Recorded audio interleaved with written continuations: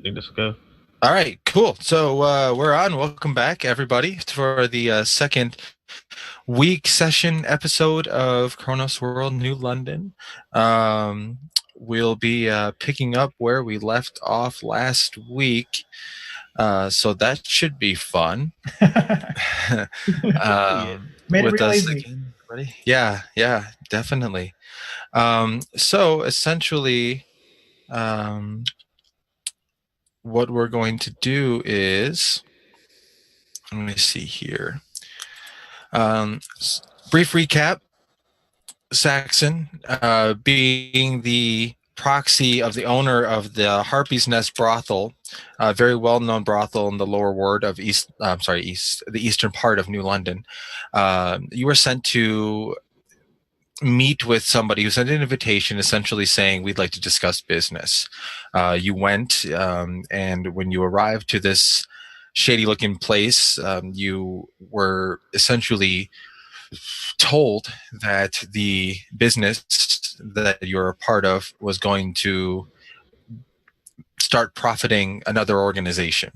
You refused, and you were essentially ignored for a moment while a tall kobold, still 4 feet tall, That's right. wearing a duster and a hat and a big musket on his back, approached and started talking about needing parts for a gun. Shortly after that, you were interrupted by a couple thugs bringing in an individual, very feline-like individual. And after some brief discussion, you were all essentially dropped into a pit under the floor where you saw a young human girl, didn't know why she was there or what she was doing. You were then the subject of an experimental automaton bot that was used for several things. Very quickly defeated it using your natural given talents and powers. Spent more time trying to figure out how to open the door than anything. And when you got through the door, you were met by a woman whom which you did not get her name. But after some brief conversation and a little bit of walk aroundness, she was essentially shot through the chest and died. You then all escaped out into the block of the lower ward, the slums area, and more or less just all split up.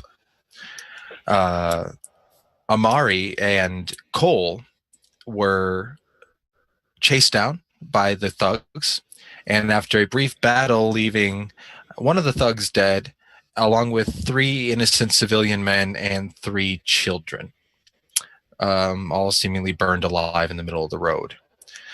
After that, Amari and Cole, as well as Shadow, ducked down a alley while Saxon had his feet up in a nice home, sipping tea and eating biscuits, as one tends to do in such emergency type situations. All right.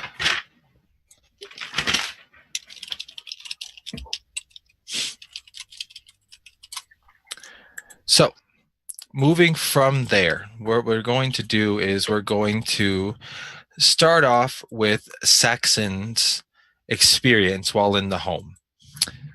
It was rather brief, although comfortable. Invite. Welcome. I'm going to look at myself for a second because, that's the cool thing to do nowadays. All right. Sorry about that. I just got really distracted. I hate when you all just stare at me. Okay, we're going to start off with Saxon. Yeah, I know, right? You start off in this home. You're comfortable, maybe a little too comfortable. You start hearing outside the home, down the road a little bit, gunshots go off. Very familiar sound. Then you hear screams and pain, and then it goes quiet. And after a few moments, you start hearing similar screams, only this time they turn into more tragic and sad screams and cries. The owner of the house, the woman who originally had her child open the door for you, has been sitting by the window counting this sack of gold that you gave her. She looks out the window and she now sees smoke rising from a home. And she looks over at you, dumping the coins back in the sack. Are you a part of this? No, I have no ability to cause fire. I know nobody who can do that, so no.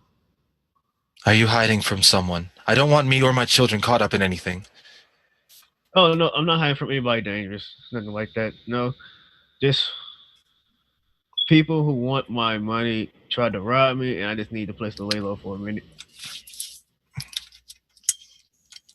I feel like you should make a deception check there. I will. I'm lying hard. Deception. Not athletics deception. Did it roll? It did. You got a 12.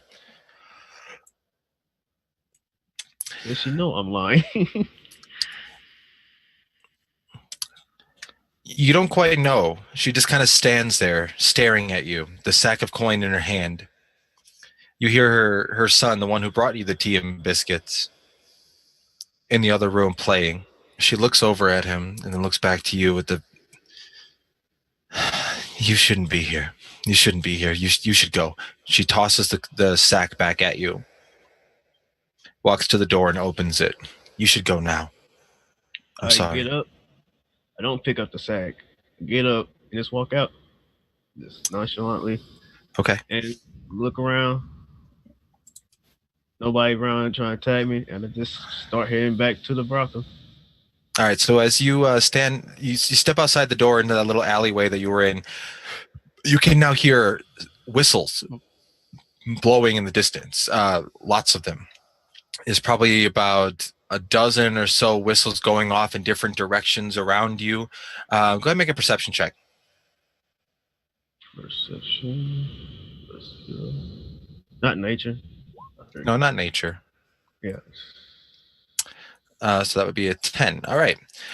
So as you step out of the house, again, you hear the whistles, but as you look around, you don't necessarily see anybody threatening. None of the people that were chasing you that you saw in the building are anywhere around. And you just see a couple citizens kind of running around, not really knowing what's going on. Most people seem to be more or less fleeing to their homes. And as you step out kind of amid the commotion, where are you heading to? I just start going away from the commotion, but not trying to stick out much. Just walking back to the brothel. Perfect. All right, go ahead and make a stealth check real quick. Okay, still should be good at that. But my rolls suck, so let's do this. All right, 17, not bad. So as you step out, throw your collar up, and you just try to stay in the crowds as much as you can. You know exactly where you are and where you're going, so it doesn't take you too long to get there. However, when you arrive, you notice immediately the thick giant of a man who spends most of his days stoically standing guard outside, making sure no heathens get in or there's no trouble being caused. You notice he's not there. He's not standing outside the door. And as you look at the door, the solid, bright red wooden double doors that are usually tightly closed are currently wide open. And you see the seam where they would meet seems to be busted in.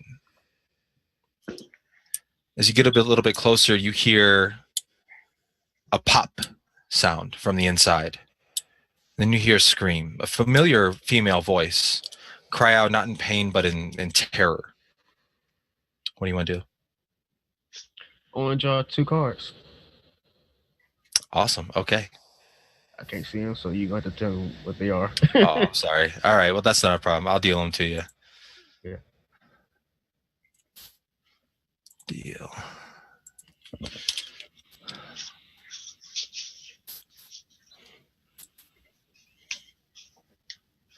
All right. You got 2 cards now. We don't really know what they are yet until you pull them, I guess, right? Yep. Okay. Yeah. I'm sorry, go ahead. And after I do that, I just walk inside. Okay. So as you step inside, there's about a 15-foot corridor that you have to walk down, and on the sides is velvet and green, looks like carpets and rugs almost draped down from the sides of the ceiling with small candle lamps lining the hallway. It's very dim and dark, like it's supposed to be, but it always brings a sense of luxury, of cleanliness, even in a place like this where everything smells of coal and soot and everything's damp and dirty and dusty. But you walk in here and you have that familiar feeling, although you smell a familiar hint of sulfur and gunpowder in the air. Makes you speed up a little bit, and as you round the entry corridor, you see Darshi, currently standing in the center of this common room. There's a heavy brown bar in the corner, just demolished with shattered glass, glistening everywhere on the floor, on the top of it, on the chairs, like it's some kind of nightmarish starscape. You see the soft cushions that round this little circular inlet where people just sit and drink and talk and make relationships with the ladies that work there. They're all just torn to shreds. There's feathers and wool and cotton everywhere. You see 6 men standing, seemingly surrounding Darshi. 3 of them have pistols pointed at her. She seems to be looking over to the side, and as you follow her gaze, you see 2 bodies on the floor. Humanoid, but very dark charcoal, grayish skin, no hair on their heads or eyebrows, bodies really at all. Where their eyes would be normal white with pupils, it's just blackened, flat black. It's lifeless. You immediately recognize these as the twins you grew up with. Yeah. What's the 2 cards I drew? They are. I was going to have you roll a stealth check to see if you had surprise. I can do that now. I'm trying to pick up your cards, but it's not letting me, and I don't know why. I saw the hands. So Yeah. 15. All right. Reset this real quick. I wish I had 23. Yeah, not a bad stealth check.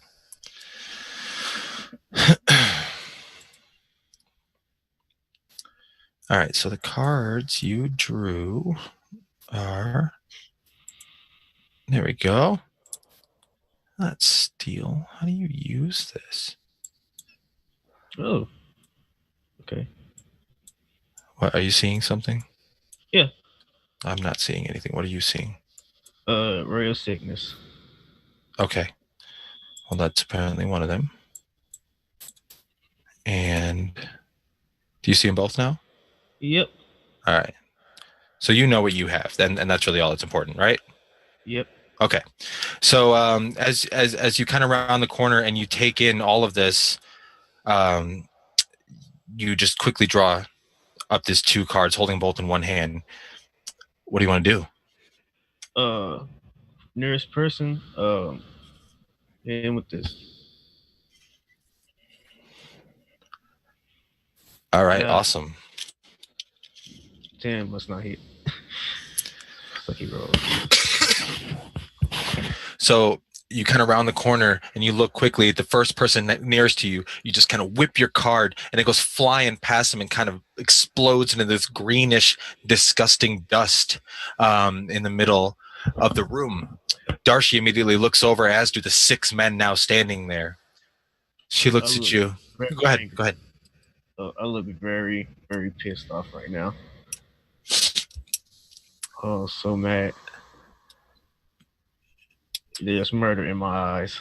She reaches out her hand towards you, and you can see this look in her face. It's not defeat. It's sadness. She's tear stained down her eyes. Her hair is a mess. You've never really seen her so disheveled like this. She's always so kept. Her robes are tightly neat and clean, and her hair is always perfect. And you see her like this, you just know that something's wrong, obviously, but she's not all there. She reaches out her hand towards you.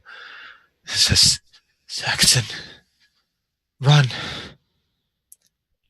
As she says that, you see the wind, the space around her, the thrown about feathers and cotton and dust kind of starts spinning and kind of wisping up in the air, kind of moving around her. The 6 men now looking from you to her, wondering what the hell's going on. You see from the ground these roots start breaking up through the floorboards, and they start kind of Jumanji style, just start ripping out from the sides, coming out of the candle holders. There's just roots kind of coming out from everywhere, and they all just lash out and grab onto each person that they absolutely can. They're all trying to struggle from it, but you can see that every single person has been grappled by her spell. She yells at you and says, "Run!" What do you want to do? I do what she's telling me to. I run. All right. So you take a step back. You give her one last look. Is there anything you want to say to her before you go? I will kill them all. You just see her kind of run. And you turn and you sprint out of the open doorway. I'll just run to the last place I've ever been besides there without home. Okay. Yeah. So as you sprint out of there with the destination in mind, Grand Theft Auto 5 style, the camera shoots up into the sky. Now you see a little bit overworld there. And it moves over a little bit and kind of shoots down towards what looks to be a short man with a reptilian tail, wearing a hat and a duster. And we move to Cole.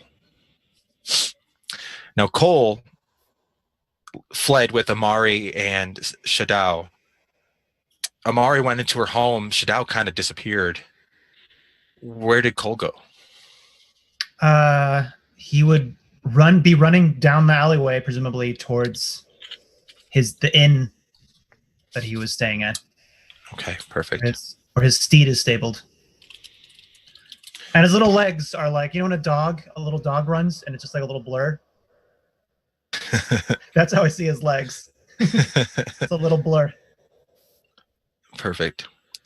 So you make your way. It's about a 5-minute jog through the alleys, trying to not stay as far away from these whistles that you're hearing going out all over this eastern part of this slums area. And it's about 5 minutes jog. You get to where you've been staying, where your steed is currently stabled, the Dusty Mill Saloon. Chosen due to its architectural tribute to the rough and tough tales of the Wild Wild West. You find it seemingly normal, and you go unbothered there as the only kobold customer. So as you approach this 2-story building, it's got these wooden pillars that line the entire front of it, and in the center of it, you see what are 2 very thick wooden doors that are open, and then while those are open, you see the normal saloon-style doors, about this big, and they swing fly. The big doors are open, and the saloon doors are just kind of there. You can hear from the inside a piano playing very lively, actually, drowning out a lot of the sound coming from the outside. And as you approach, you just kind of look around, and you can still hear the whistles, but they seem to be a little bit farther away. Okay. I will push open the doors. Should I make a strength check? No, they're pretty well-oiled hinges. Okay. All right. So yeah, I push open the doors and pervade the saloon. All right. For this instance, go ahead and make a perception check, please. And this is inside now, right? Yes. Okay. There we go. Oof. That is going to be a 7. All right. So as you walk in, one of your favorite things about going into a nice busy saloon is the piano playing, the girls dancing on the bar, the people playing poker over there shouting about who's cheating. It's just the whole thing's very welcoming to a person like you, very familiar. You walk in, you don't really seem to notice anything specific. Where do you want to go? Do you want to go up to your room right away? Do you want to go to the counter? Yeah, I mean, I'm heavily injured. Yeah, you are. I think I need to kind of lick my wounds in my room. I kind of keep a low profile right now. Okay. Uncharacteristically, because usually I would go to the bar and get a sarsaparilla or something. So, All right, perfect. So you go up to your room, limping a little bit. You make your way up. You don't seem to notice, again, anybody really paying attention to you. Most of them just kind of going about their business, not really doing much. You make your way up to the room. The door is locked the way you left it. You put in your key. You open it. You step in, slam the door. You sit down, unpack your stuff. You start wrapping your bandages. And you can hear now the whistles outside. There is one window in your room. The whistling outside is getting much louder. okay. You kind of start speeding up a little bit, realizing that maybe they're coming this way. Okay. If I look out the window, is there a window? Can I see anything? Or Yeah. You look out the window, and you actually paid a little extra to get a window that's facing out into the road. So you look out, you can see about a dozen men down the road, maybe about 200 feet still, but you can see them. They're all wearing white shirts, brown pants, brown suspenders, with a very visible shining badge of some sort over their left heart. Is it bigger than my badge? Well, from this distance, it's very small, so you can't quite tell. Okay. And they all seem to be wearing these kind of brown, very like small bowler hats kind of thing. And it's all very plain looking, but they're all wearing the same thing. You can only assume that these are the infamous coppermen that you've heard about. The law keepers, peacekeepers. When they come here, there's problems, and they don't treat the poor people very fair. Yeah, so the reputation is not, they're not very lawful, actually. Like, are they kind of corrupt, or? You don't necessarily know if there's any sort of corruption based in them, but you do know that most of the people, especially in the lower wards of the city that have run-ins with them, they either disappear, get locked up, and they never hear from them again, spend the rest of their life in the dungeons, or generally somebody ends up broken and bloody a little bit. Okay. Yeah, so think where's of like LAPD kind of thing. Where's the stable related to? Where's the stable related to this inn? Sure. So when you walked in the front door, the stable would have actually been off to the left, probably about 20 or so yards. So on the other side from when the men are approaching. Yes. Yes. Okay. So if you walked out the door, you would be able to go there and not be going towards them. All right. I'm definitely going to hurry to the stable. Okay. And hop on Lightning. Okay. So as you hop on your noble, trusty steed, I'll go ahead and throw his token out there for you. Okay. I think I got it. Yep. Oh, we changed it, yeah. Yeah. Well, you sent me a nice photo, and then I used that one because I had. All right. Sorry. Okay. So you make your way out of your room, down the little corridor, down the stairs, out into the common area where there's the bar, the people laughing, drinking, the piano's playing.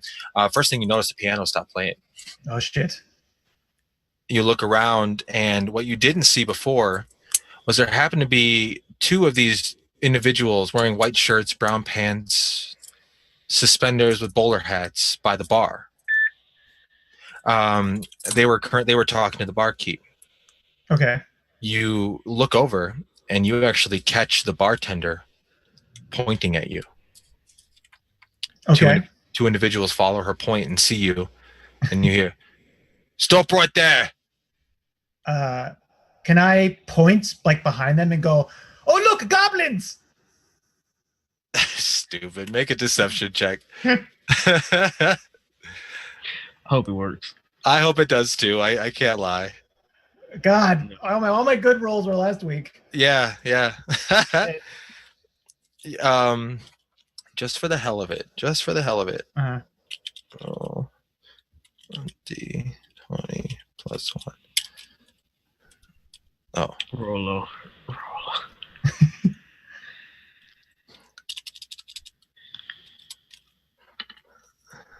Wow. Yes. Oh, they have advantage. Never mind. No, it was just two of them. Oh, okay. So as you as you say that, you see one of the guys go, "Where?" And the other one just slaps them and, "Let's get them." And you see they start making your way towards you. Luckily, there's about 4 tables and a bunch of people between you. What do you want to do?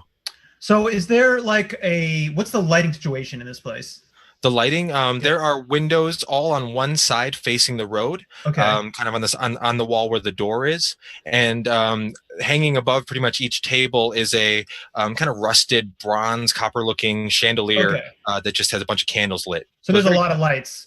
Is there any window that I can jump out of, presumably, from where I am? Yeah, I mean, you could run towards the wall of windows and just leap. Yes, and then I want to have my bullwhip out.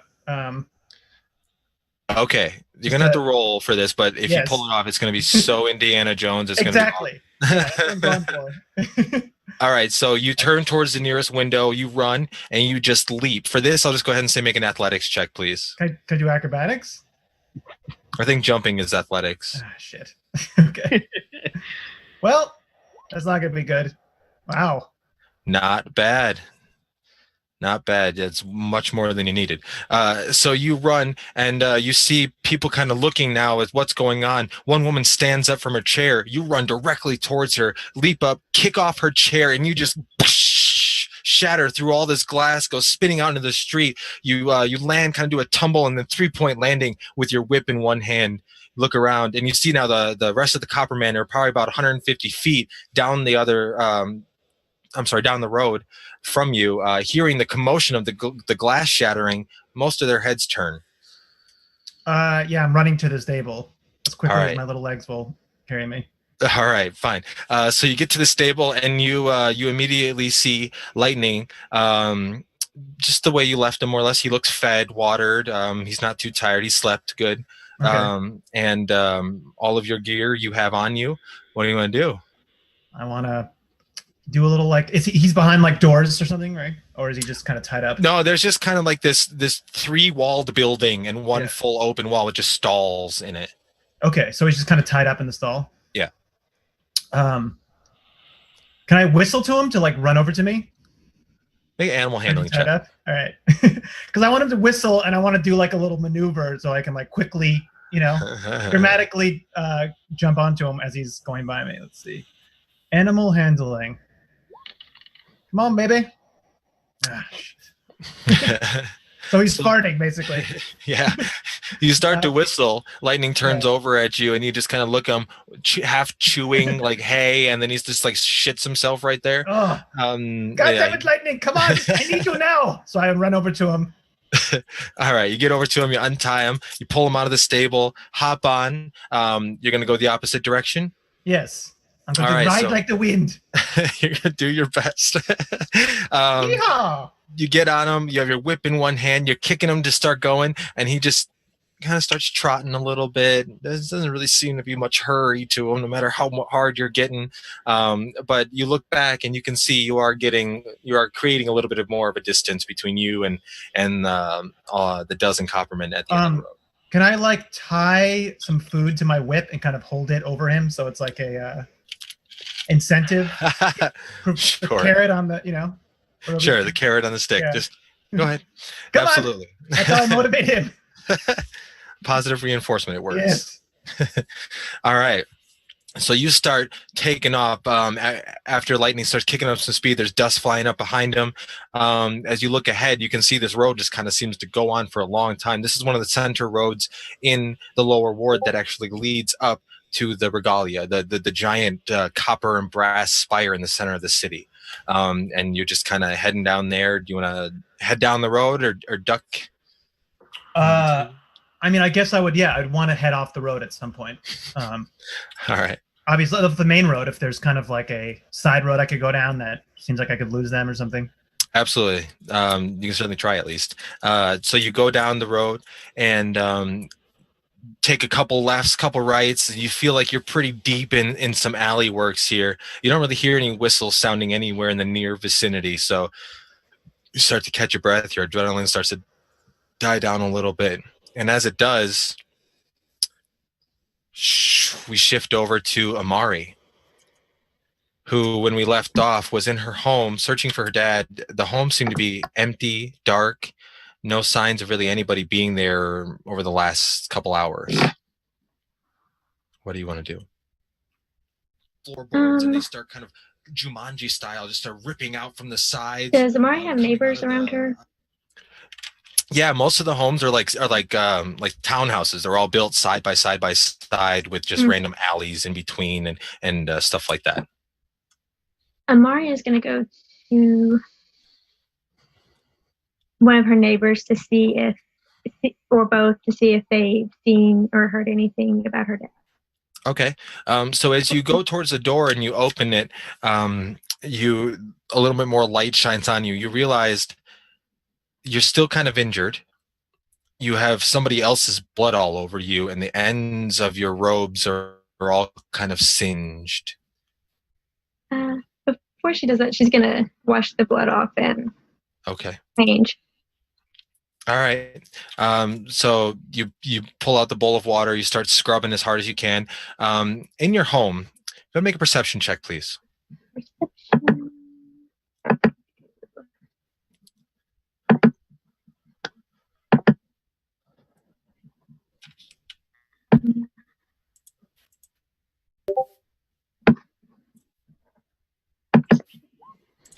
Thank you.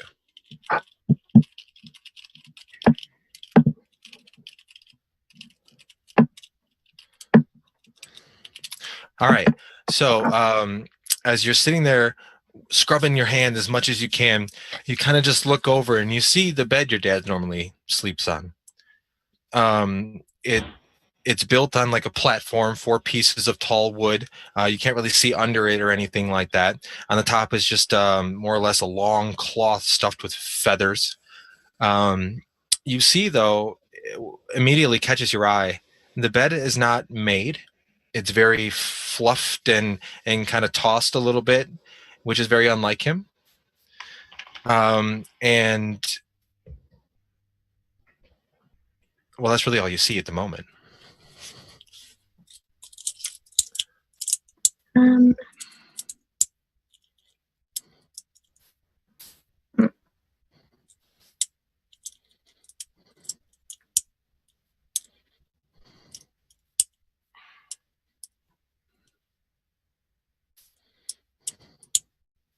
Can Amari kind of further look at into the bed, like see if there's anything else?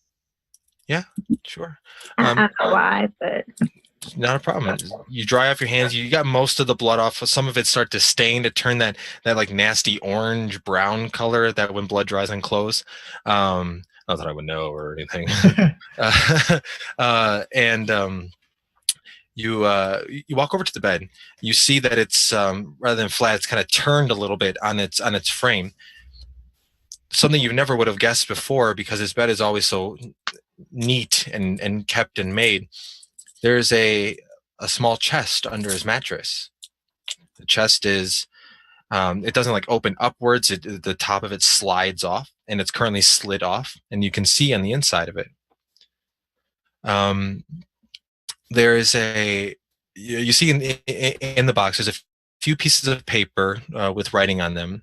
A lot of them just look like notes of something that none of it really seems to make sense. The ink all looks very dried, and the paper looks rather old and aged. At the bottom of the box, you see several ball bearings, the perfect size for loading a firearm, but there's no firearm in the box. You see a small pendant as well. It's a leather cord tied around an odd, like clear orange looking stone. The stone's not really shaped in anything. It's just kind of natural looking clump of clearish orange rock. That's really all you see.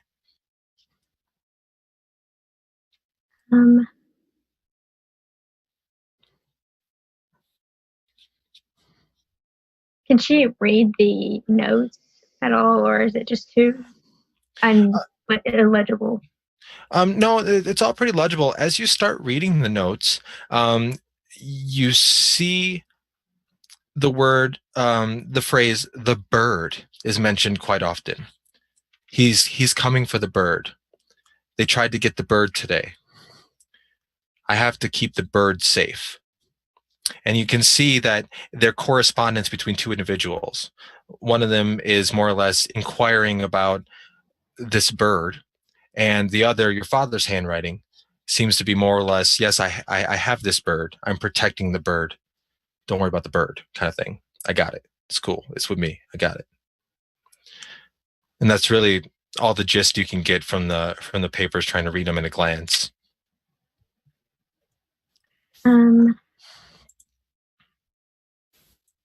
Amari's gonna take the stone. It's kind of like the stone is kind of like, would it be like kind of like a necklace or a bracelet? A necklace. A necklace. She's gonna take the stone, and so she wouldn't lose it, she'd wear it as the necklace and hide it. Okay. And then she's gonna take the notes and put it in her pocket and try and find something out about what happened to her father. Okay. Try and get some answers. Right. So you grab this necklace and you put it on, you tie it around your neck, shove it in there. As you put it in, you start grabbing at the papers, but you immediately feel this warmth on your chest. As you kind of look in there, you see that this orange glow, this orange stone almost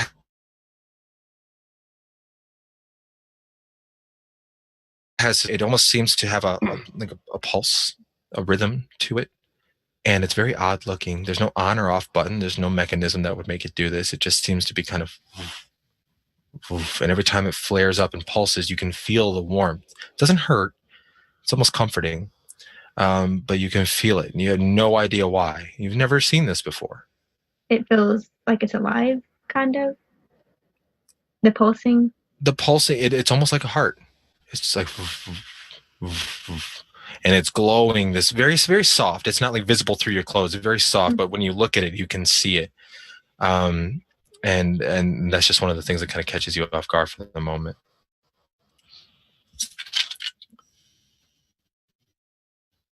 And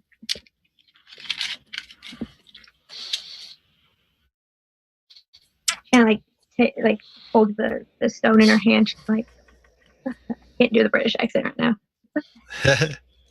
Yeah. And then she just like, I'll deal with this later. And then like kind of just goes off. She feels like her father, if she finds her father, she'll get more answers. Sure. On it. Okay. So did you want to go to the neighbor's house? Okay. So you step out the door, still looking a little dirty, wrapped yourself in bandages as much as you could, to stop any current bleeding from the battle that you had just kind of had. You go to the next door neighbor, you knock on the door. An old woman, the familiar neighbor, Mrs. Kettle, she opens the door and she's kind of hunched over, her gray balding hair tied back into a ponytail. She's got on like some burlap looking robes with a hood that's just kind of down, but over here, she's a mess. And she opens the door. Yes?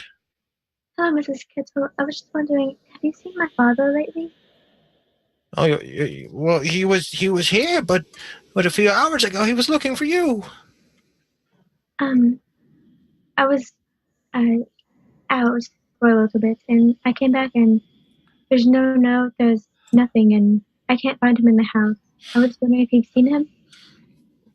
He was here this morning looking for you. He looked quite worried, to be honest. I don't know where he is now. I'm sorry, dear. No, that's quite all right. I'll go see if my other neighbor knows. Good luck. Thank you. Have a nice day.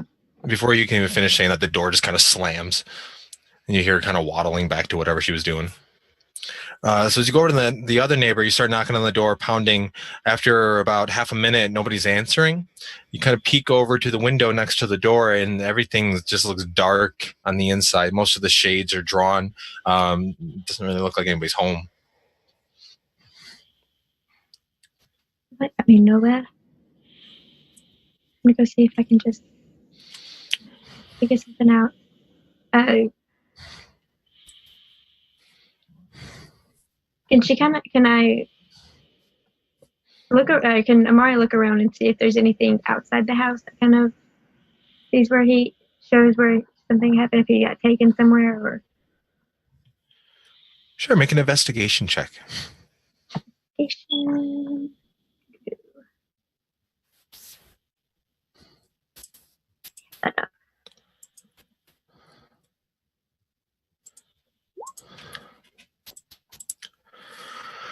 Nah, 11. Okay. So as you're looking around, you just kind of see your door, the neighbors. Nothing really looks suspicious, but you immediately hear the whistles, and they sound like they're getting close. As you look down the road, you can see now about 2 or 3 of these coppermen turn a corner and immediately go to the doors of the homes that line these streets. Start banging on. Open up, here's the coppermen. The doors open, and you hear them talking. What do you want to do? Amari's gonna run back inside her house and shut the door. Okay. Turn off any lights, make it look like nobody's home. Okay. So as you do that, we'll go next to Shadao. Thank you for being patient. I know this is one by one, but y'all split up. I'm trying to work with it. All right. So we go over to you. You had a destination in mind when you all split up after the battle on the streets. Where was Shadao heading? To the safe house. All right, perfect. So that safe house, they have your organization that you represent. They have several safe houses all over the city. Small ones, big ones, inconspicuous ones that kind of stand out as, yes, this is us, we're here. Mm-hmm. The one in the eastern part of the lower ward is very small. It's about a 10 by 10 room, and it's just got a bed, a desk, and that's really all you need until you're called out or go back to wherever you go. As you duck behind some alleys, head down a couple streets, you hear the whistles, doing your best to avoid anything. Go ahead and make a stealth check with advantage, please. I'm being in the form of an old man. I figured you'd be not a big panther guy running around the roads. Stealth.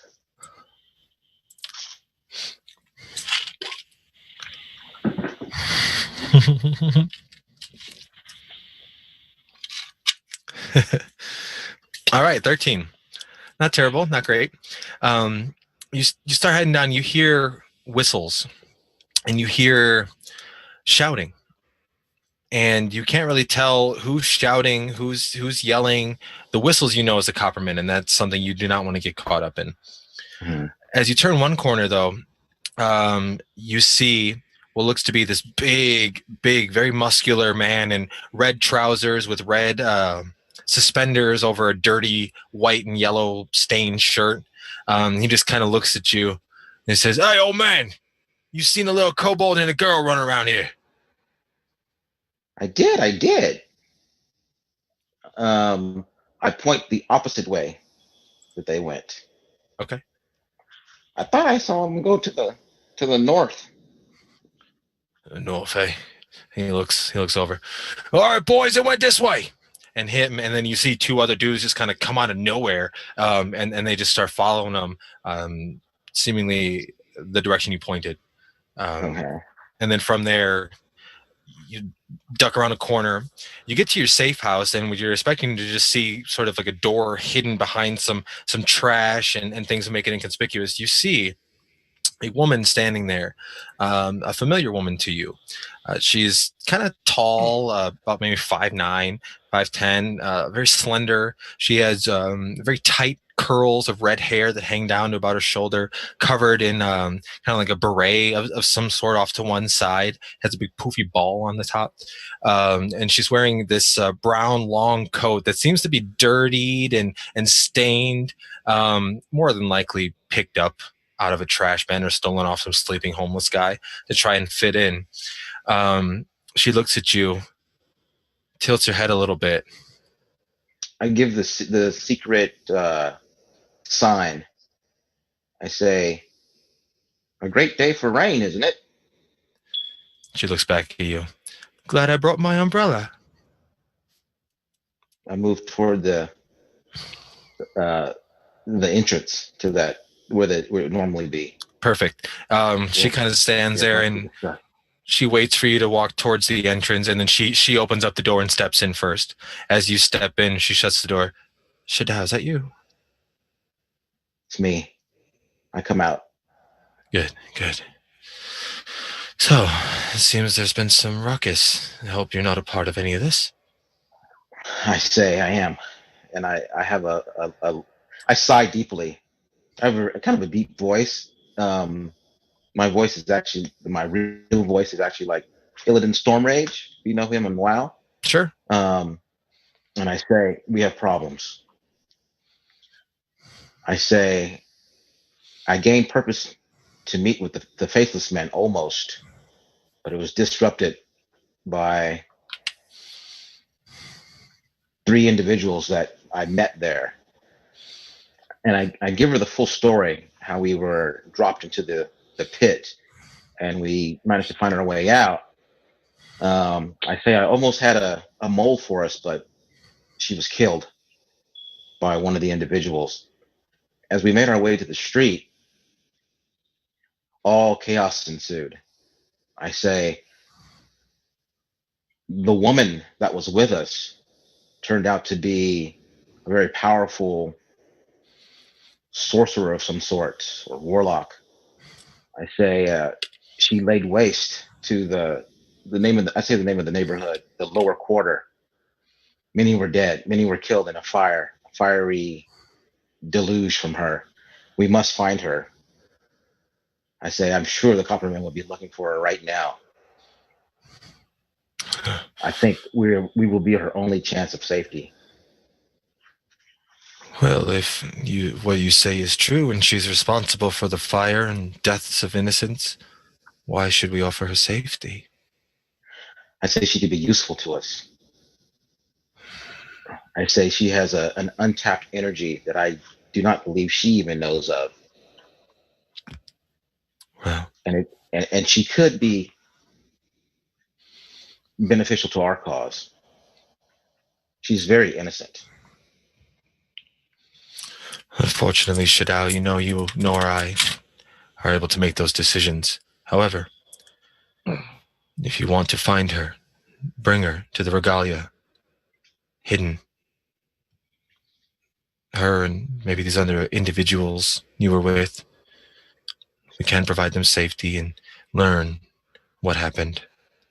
And if this woman is as powerful as you say, perhaps she should be in our custody. Certainly better than the Copperman. I will do my best.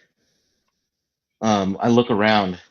Are there any provisions here at all? New like follower clothing detected. or anything? Pretty much just the stuff that you would have left there when you went. Most of your stuff is probably there. Disguises, hats, clothes. Exactly. That's what I'm looking for. Yeah, like a disguise kit.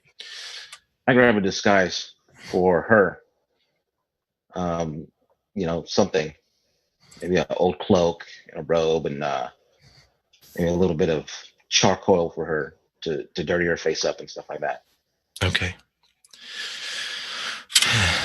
I trust Pack you. it up into my bag, and I say, I'll contact you when I have more news. For now, the faceless man is on hold. This is bigger, or this is more immediate. I understand. We trust you, and we trust that you will do what is in the best interest of, us. I take a deep sigh. I say, things are going to get interesting. Here we go. I'll take the form of a teenage girl. And Okay. I step out into the alley and make my way back toward her house. Okay. Perfect. Turns out that's where she is. So, sorry. Perfect. So the clothing that I have, the bag looks like I look like a flower girl, like that sells little cheapy flowers. Yeah. So we got like Aerolith walking down the roads here. That's from Final Fantasy VII for those of you that don't know. Anyways, a flower girl walking down the road, just kind of carrying a basket under her arm, seemingly innocent, not really messing with anybody. You do hear the whistles getting a little bit louder, a little bit closer. More on the main roads is where they seem to be sticking. But the home that she ducked into. So you make your way there. Cole, as you're riding your pony down Pony? your donkey down, down the alleyways and the roads, just out of curiosity, more or less, make your way over near the area where Amari's home was. I end up back there Yep. to kind of check it out. It's just kind of where the roads and the alleys seem to have taken you. You're not right in front of her house, but you're like down the block a little bit. You know that's where she went. This looks familiar. Yeah, and as you kind of turn a corner, Saxon, you're just kind of running, and you turn a corner and you see a fucking kobold on a donkey in front of you. Whoa! You! Small lizard. There's a. Not dying. Where's the lizard? God, this place is full of just vermin. Yes, vermin. So you made it out okay? I wouldn't say that. Well, the coppermen seem to be after us, so I've been... Not me. Okay. Well, be careful. I always am. Are you... Something... What's wrong with you? Are you hurt or something? No, I'm very, very upset. Why? What's happened? My family was killed. What? How? Take a wild guess of where we just left. The Faceless Men? Most likely. Oh, what the son of a bitch. He's going to die. You know what? My gun will assist you. I cannot let an injustice like this go. You can help or tag along if you want. Yes, I will help. That's what I just said. I'm about to go massacre everyone when I get the chance. Well, I just, the bad people. Right. Bad. But I am kind of injured, so if we can maybe take an hour or something to rest. Where you're wanted by the law. Which, by the way, you hear the whistles getting much louder. Shit. And as you look across the street, they're farther down the street, but walking towards you seems to be a rather attractive young teenage girl carrying a basket of flowers, just walking down the street, minding her own business. And Shadao, as you're walking up the street, you see across the... Jeez, Coca-Cola does not agree with me. You see across the road Cole sitting upon his donkey, as well as Saxon talking to him, head down, just shoulders sulking. Dark look in his eyes. And how about the coppermen?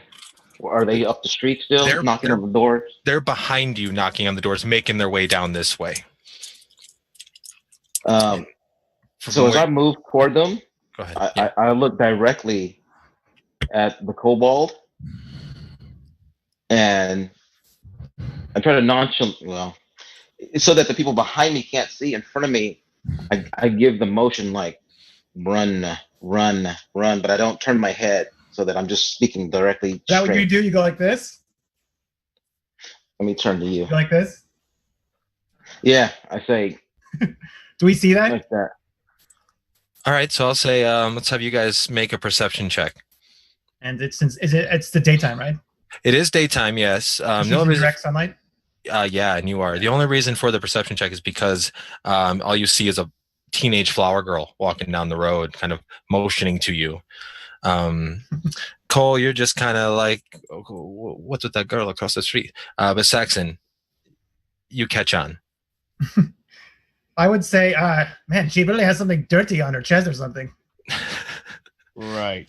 And I just start walking that way. Okay. Where are you going? Yeah. You should try to get away from the coppers, right? He's walking toward me? Yeah. The coppers don't know about me. Yeah, I'm just walking nonchalantly. But you see... I just make the face like, oh my God, I just close my eyes. And as I get to them, I just pass right. Just. I don't say anything to you. I walk past you just to see and just say, well, did you tell us her name? Your name? I don't say anything to you. Just as I pass you, under my teeth, I get it. Go the other way. Go the other way. I don't need to right now. I don't know where that girl lives. That's all I say. I keep going. I don't stop for a conversation.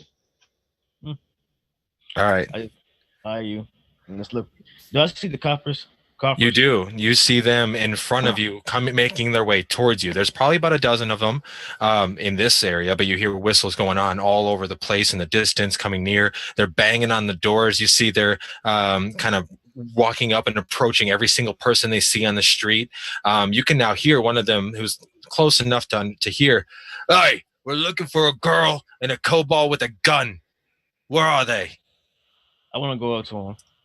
Okay. So as I pass Saxon, Cobalt, the Cobalt, Cole is still there, like behind, because he didn't come up, right? Right.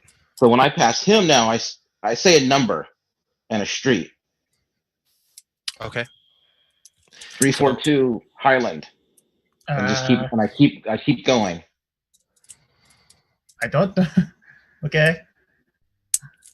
So this girl walks past you and just says an address.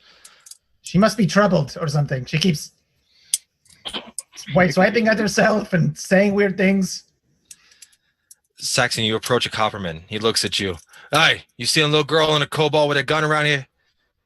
Oh shit. Yeah, kobold and girl. Well, I saw a kobold and I just start. I don't look back where the kobold is because I was freaking kobold on the horse, which I told to run. But I just start giving them a different direction, like away from the kobold. Okay. Go ahead and make a persuasion check. Deception. Yep, I already knew it's deception. Please don't let me be sucky. 13. Oh, that sucked. I suck more. All right. So as you point, kind of down a road to the right, and say, "Yeah, I saw him that way." He looks at you, and he gives you one of those up and down looks. You can just tell that they have no respect for people that live in this area. They just feel their whole philosophy is they just don't get it. They don't understand it. Yeah, he doesn't care right now. He's not in the mood to care. Fair enough. So he turns and he grabs another guy and he starts walking, and you can see there's several more farther up the street still banging on doors and whatnot. But the closest ones to you are now seemingly heading off in a different, wrong direction. Yeah, then I just start walking back to the kobold. All right. Cole, are you still there on the corner of the road? If I saw the copperman coming, I would have presumably... Well, you saw Saxon walk towards them, have a small conversation, and they went another way. Okay, so I would have kind of like hidden and seen what was happening. And then if I saw them leave and him coming back, I would wait. Okay. All right, so Saxon, you come back, you cross the street and approach, again, the kobold on a donkey. A steed. Yeah, look, did the girl say anything to you when she walked by? No, she just actually killed a bunch of people. I'm talking about the girl with the flowers. Oh. I don't know. She was rambling. She said, like, what was it, 342?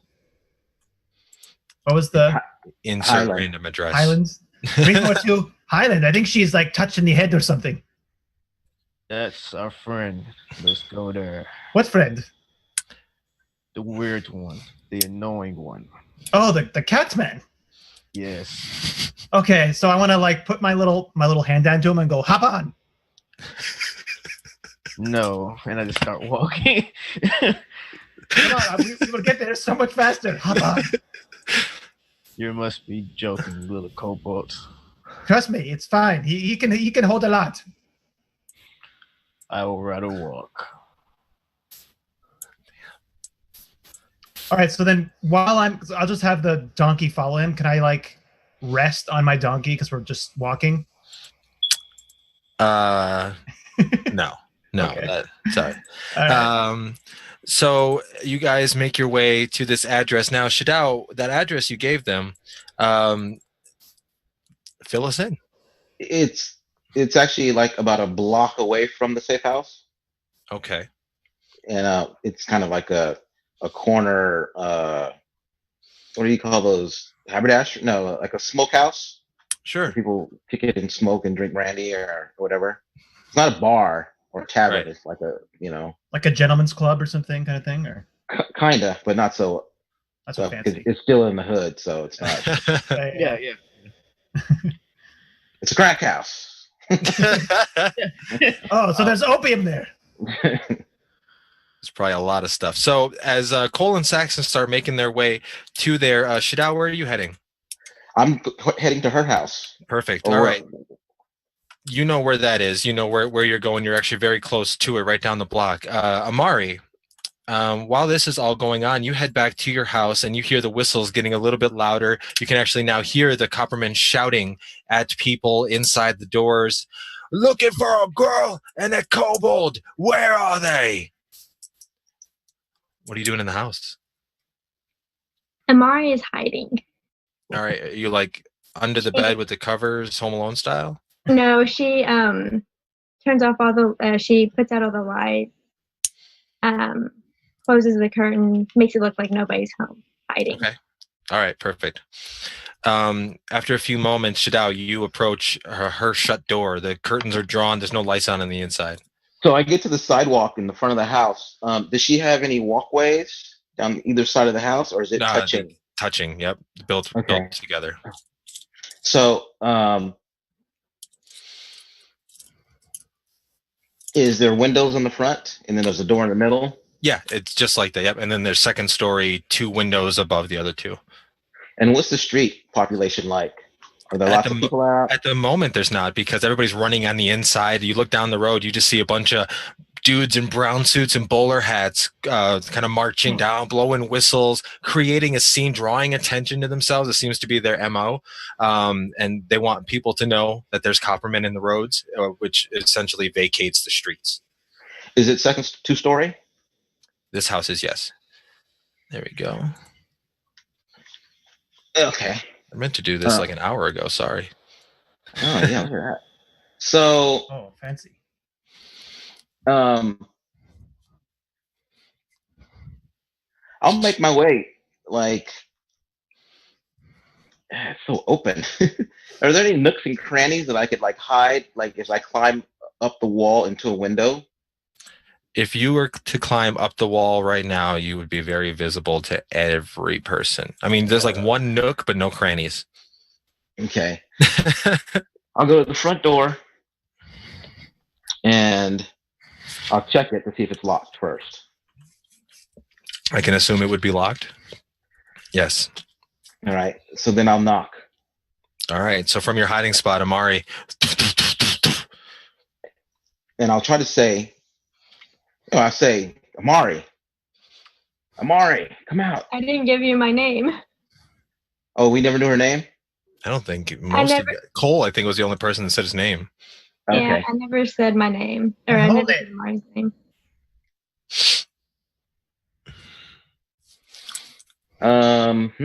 Is this door pretty strong?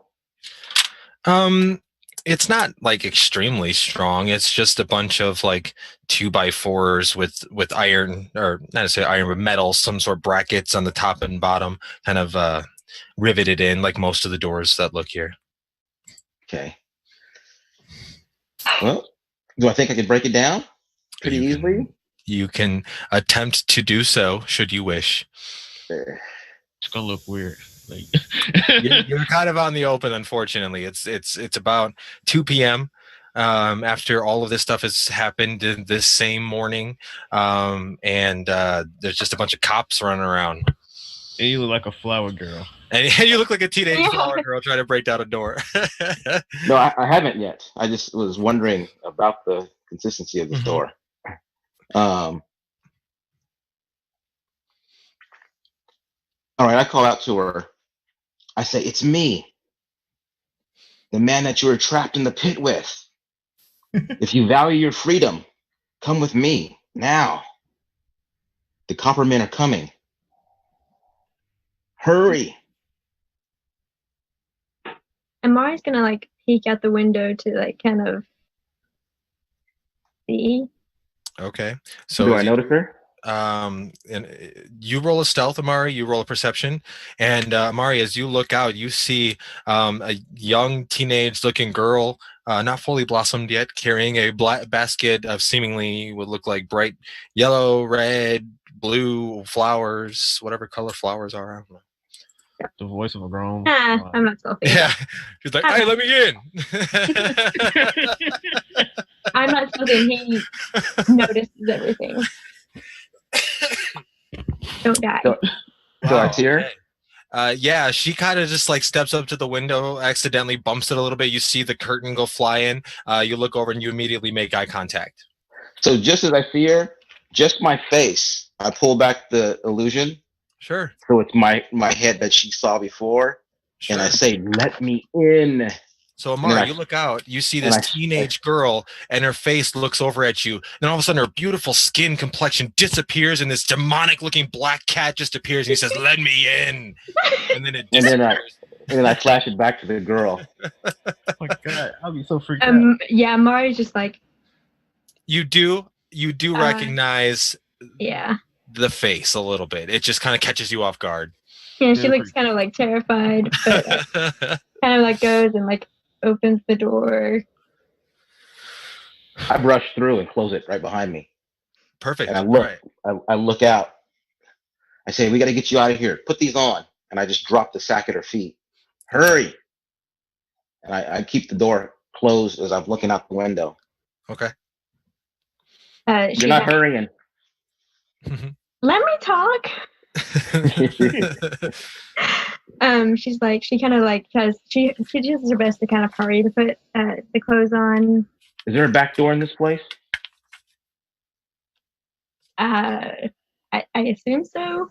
Sure. There's a back door that leads out into a back little courtyard where all the houses kind of have this circular area, a couple trees, park benches, stuff like that. All right.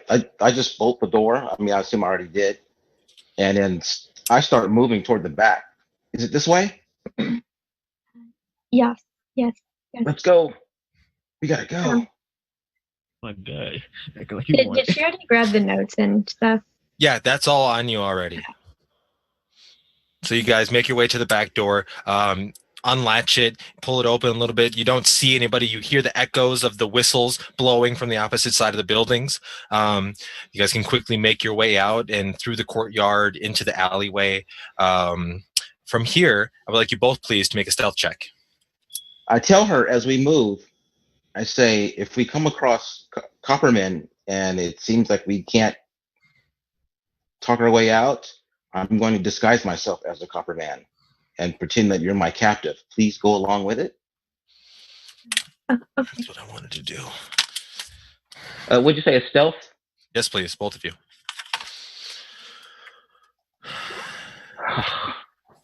Oh my God.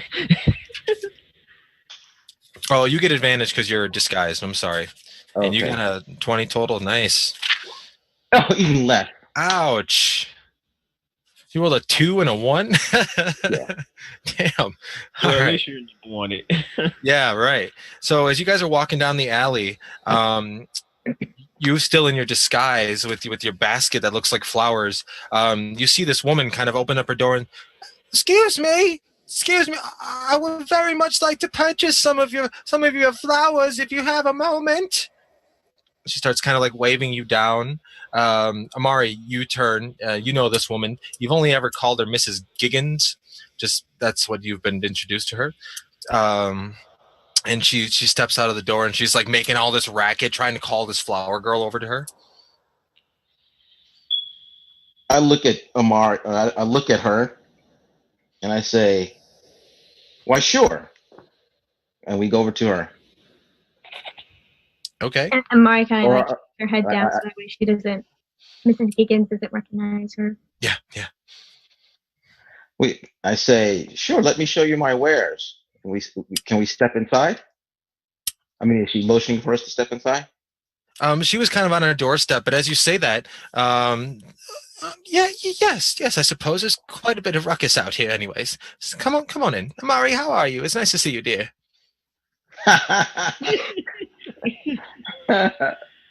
Oh, We close the door.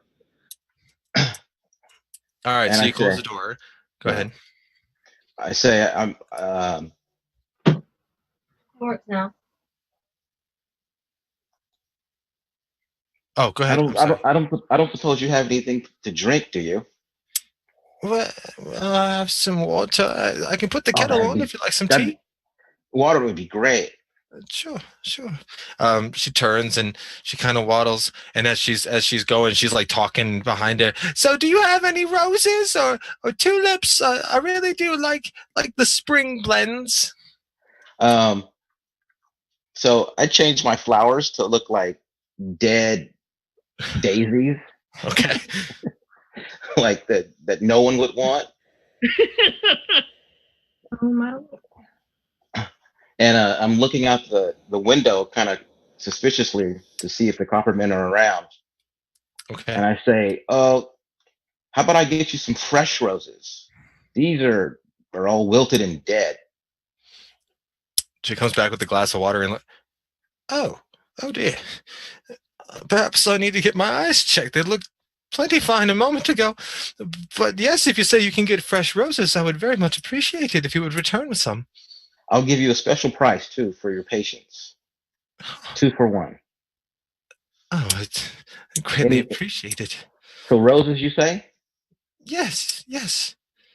It's a lovely home you have here. Oh, well, thank you. Actually, we've lived here since we were children, and well, after the humbug 20 years ago, we were just happy that we made it. I say, I look at Amari, and this is the house next door to hers, right? It's like, how do I describe it? So have you ever seen like a big like an apartment complex that kind of creates like a U shape kind of thing? Like you went out the back of it, and now you're in this courtyard surrounded by the backs of these buildings. And through that, there's an alleyway this woman came out of. The back of her home is where she came out of. So the Okay. front is the road where you hear the whistles, you see the copperman. The back is this alley. Okay. I say, what is all that commotion out front?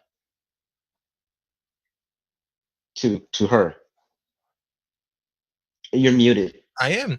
They're apparently looking for some girl and a kobold. I don't know what one would be doing around here, but I don't know what the young people do these days. They're always into something. I She kind of say, gives you a weird look as you look like a teenage girl. the irony is not lost. I look out the window again, out this back window, and see if the coast is clear. Okay. Out the back window in the alley, you don't see anybody there. I say, so very shortly we'll return with your flowers. Roses, you said, right? Yes, dear, roses of any color, really. I just love the smell. Long stem or short stem? Surprise me. I'm just buying time. All right. You can make a little cutout post of that face I just made there. When the DM gets stoked. When a guy gets asked a girl question. Yeah. I didn't know. I thought you just cut them right then and there. But all right. No. Moving on. So I crack open the back door, and I just give another gingery look, and I say, "Those coppermen are scary. I don't want to encounter them. We best be careful. Let us go, hun." And I step out the door. All right. What did you say her name was? Mrs. Giggins. Goodbye, Mrs. Higgins. Oh, take care, dear. Say hi to your father for me. I will. Thank you. Of course. And then she stands there with this glass of water that she never gave you, and then just kind of turns away, and you guys shut the door. It takes you probably about 5-10 minutes. It takes you about 5-10 minutes to get to where you had told Saxon and Cole to go. Trying to stay hidden, not being out on the main streets takes you a little bit longer. Amari knows the area pretty well, and we don't go there directly though. We Where go to the safe house first. The where? The safe house. Okay, where you left the other woman. Yeah. Okay. So similar on the way, you make your way. Amari, Shadao takes you through this back alley, somewhere you don't really know. There's a lot of residences around this area, but this alley is between a block of residences and a big factory-like place. So there's a lot of scrap metal and trash and dust kind of built up everywhere. A lot of homes, not really homes, they're just more of scrap metal with tarps thrown over them. And he's leading you down this alleyway now. I'm sorry, but where are we going? I say we're going to a safe house that I know of. I say that event that you caused back there is got the Coppermen hot on your tail. I say I can help you if you want, but it's up to you. I'm just giving you an option besides jail. Yeah, well, I'm very grateful for it, but I need to be looking for my father. I can't Who's find your him anywhere. Who's your father? Who is your daddy? Did not give him a name. I did not give him a name. I did give him a name. I did. I lied. Where's my notes at? Don't know her daddy. I do. I just don't know. I just don't remember his name. You? Oh, what computer? Theo. Theo? Theo. Theo. Last name and his last name? We do not have last names, so let me think of one real quick. And who are you as well? By the way. My name is Amari. What is yours? Amari. I'm Shadao. Well, it's a pleasure to meet you, Shadow, and I really do appreciate your assistance, but I really need to go find my father. He could be in danger. I say a lot of strange things have been happening lately. The fact that we were together with the Faceless One's minions, probably doesn't bode well for your father.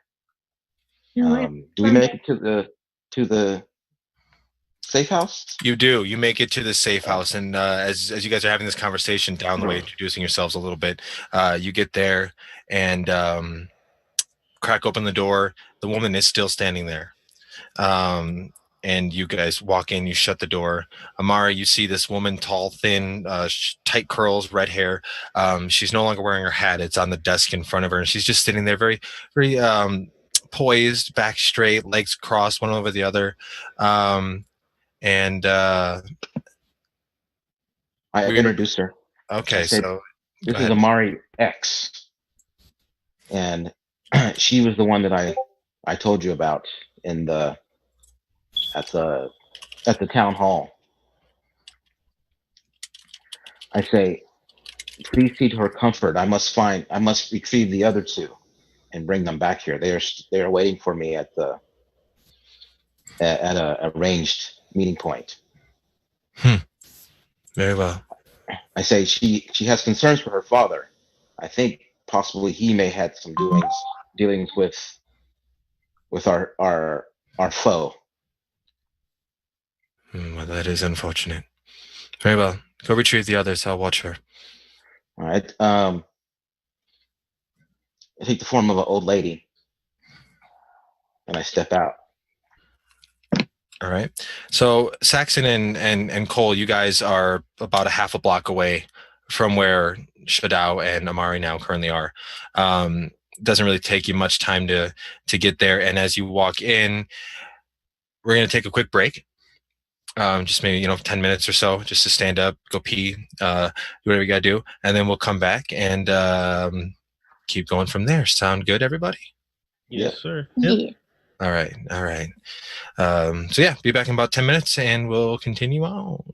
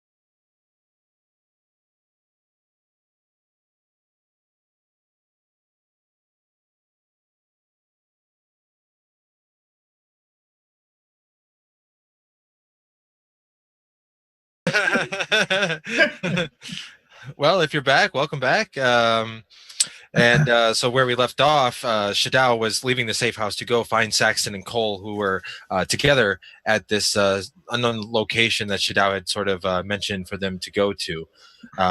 Cole kind of went right over Cole's head, but Saxon got it because he's clever enough. So Shadao, you make your way. You make your way over to this building. It's like an old storage house for the big factory that's kind of next to this area. You walk in, you open the door, and there you see Saxon and Cole with a donkey. Not what you might think, but as Shadao walks in, Saxon and Cole, what are you guys doing in this building? I'm sitting down with my head down. I would have tied Lightning up, and I would have. Is there a bar? No. Okay. It's just it's more like a 2-story house. It's just gutted, and there's just old rotten storage crates. Oh, I thought we were in the bar thing. Okay. Crack house. Yeah, the crack crack house thing. So there's nobody selling anything in here. No, there's nobody else in here at the moment. Okay, and is it kind of dangerous? Like, does it look a little? It's pretty seedy, right? Well, I mean, there's not like used needles all over the floor. Yeah. But there's just, I guess, sharp edges. All right. I mean, the people. So I mean, yeah, I'd be on the lookout. My hands are close to my side guns. Okay. So Shadao, as you walk in, you see Saxon head down, just sitting on the floor, and then you see Cole kind of keeping an eye out. As the door opens, Cole, you immediately almost reach for your gun. And what did they see when you walk in? This old lady, kind of Chronish. Maybe she's about 5 foot tall. And I point to Cole, and I say, "Cobalt, you're wanted by the Copper Men." I say, if they find you, my brother. If they find you, they will imprison you. Okay. And say, I can offer you safety if you wish. I mean, I remember this person shifting, so I really want to like stare hard and look at this person. Okay, do an insight check. Oh no, I mean like physically. Physically stare hard at this person? Yeah, I want to like see if I can recognize anything or. You stare the shit out of this person, and it looks like an old lady, kind of Chronish, about 4.5, 5 feet tall. Okay. Isn't this working? You can make an insight check if you want. That's what the check would be. All right. Why isn't this working? He does not know. He just old lady. Yeah. He's a witch. Yeah. What say you? Well, I don't really know you. Why would you be helping me? I say because you can be of some use to us.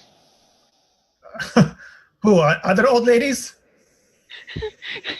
Possibly.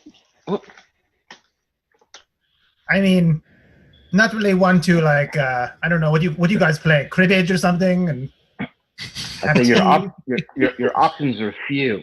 And now you hear Shadao's voice. Your options are few. Oh. You can stay here and stay on the run from the law, or you can come with me and find camaraderie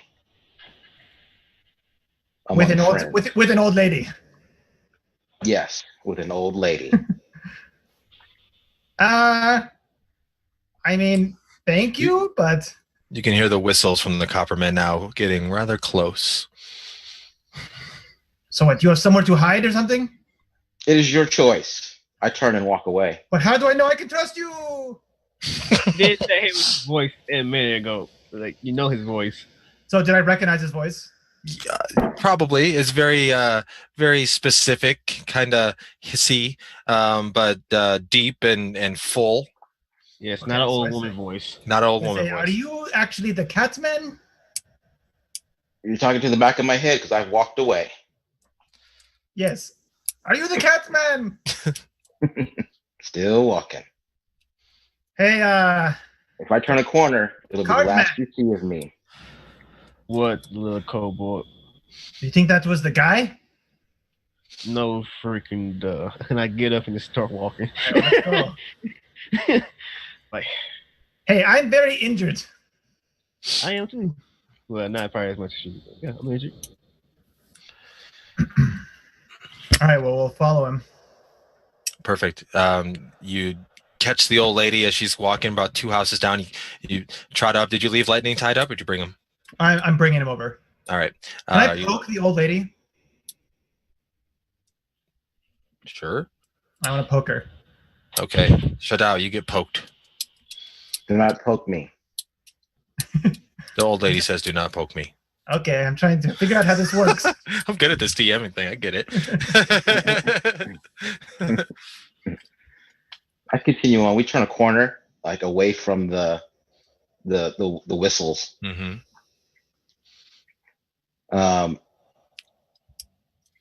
As soon as we turn that corner, I shift again into a copper man.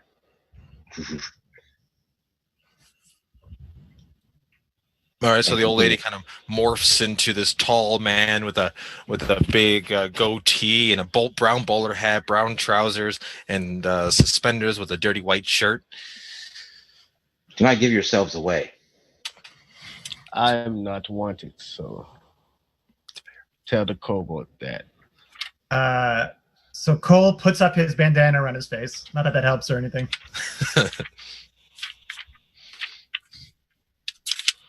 Yeah, just keep following.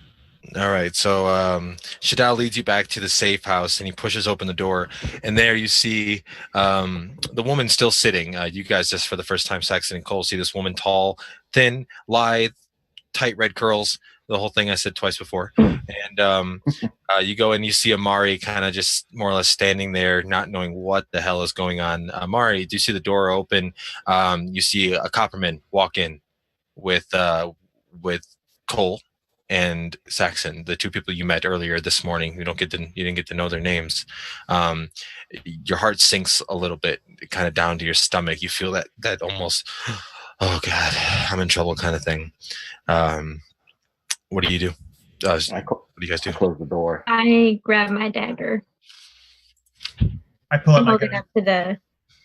Hold it You're up. all under arrest.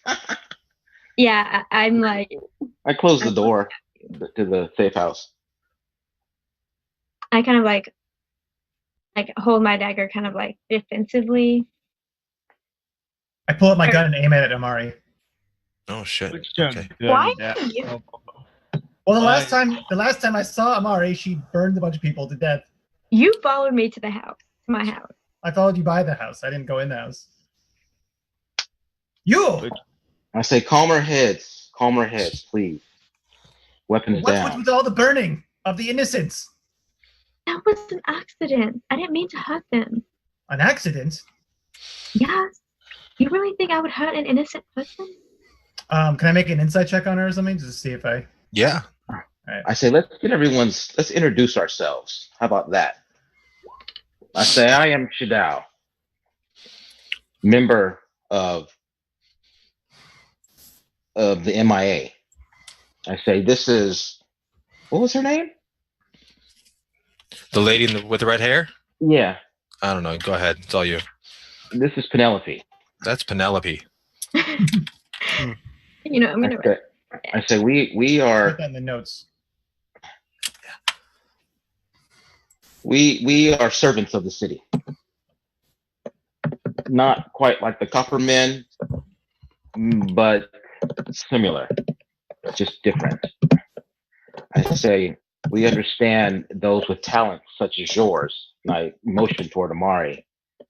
And I say, we are here to make sure that those of us and yourself with these talents use them wisely and for the cause of good. Oh, so you're justice bringers. You're kind of Of the law sorts. that when it needs to be. Investigation. I sneer at that. I don't care. I smirk. I say we have all come together um, under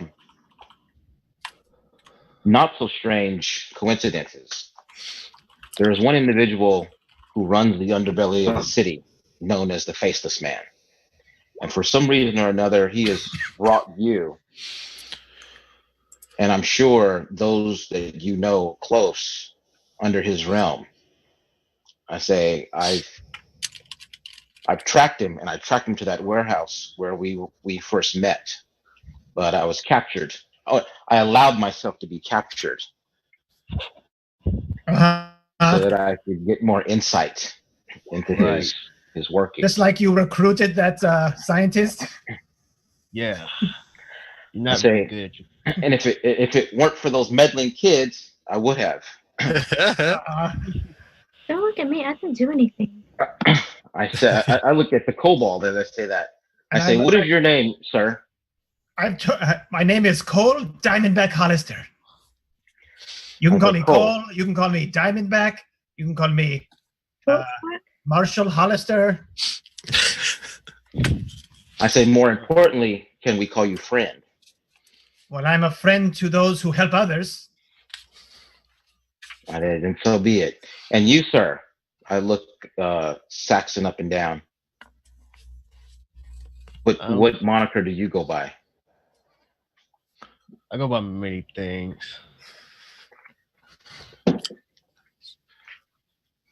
Well, is these many things a name? Which one would you like? My real or my fake? Your real one, please. Or whatever you're comfortable with. Neither, all honesty. But I give you a real one. I'm Saxon. I was part of a group called Cerberus, but that's no more. Yes, we know of your group. Do you? Do you actually Yes. know? Yes, we do. I say, do we know what happened to his family? No, you guys don't know yet. Saxon's the only one that knows.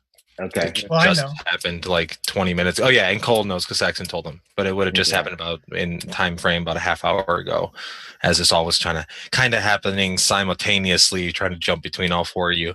But no, as far as that, Saxon's demeanor is sad, kind of untetheredness. It's a little off-putting, but Cole, it kind of makes sense. You're really not questioning it too much. I ask Penelope, I say, do you know of any relationships Theodore had, Amari's father, had with anything that the Faceless Man might be interested in? Well, unfortunately, Shadao, it was your assignment to learn more about this Faceless Man, because unfortunately we really don't know much. And at the moment, it seems we currently don't know much. Oh, you will soon. I'm going to make sure he's dead, so probably won't have to worry about him. Little lizard here got my back, so.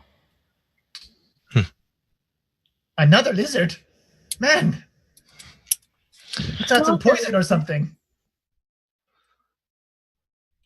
I say, well, now that we're all here,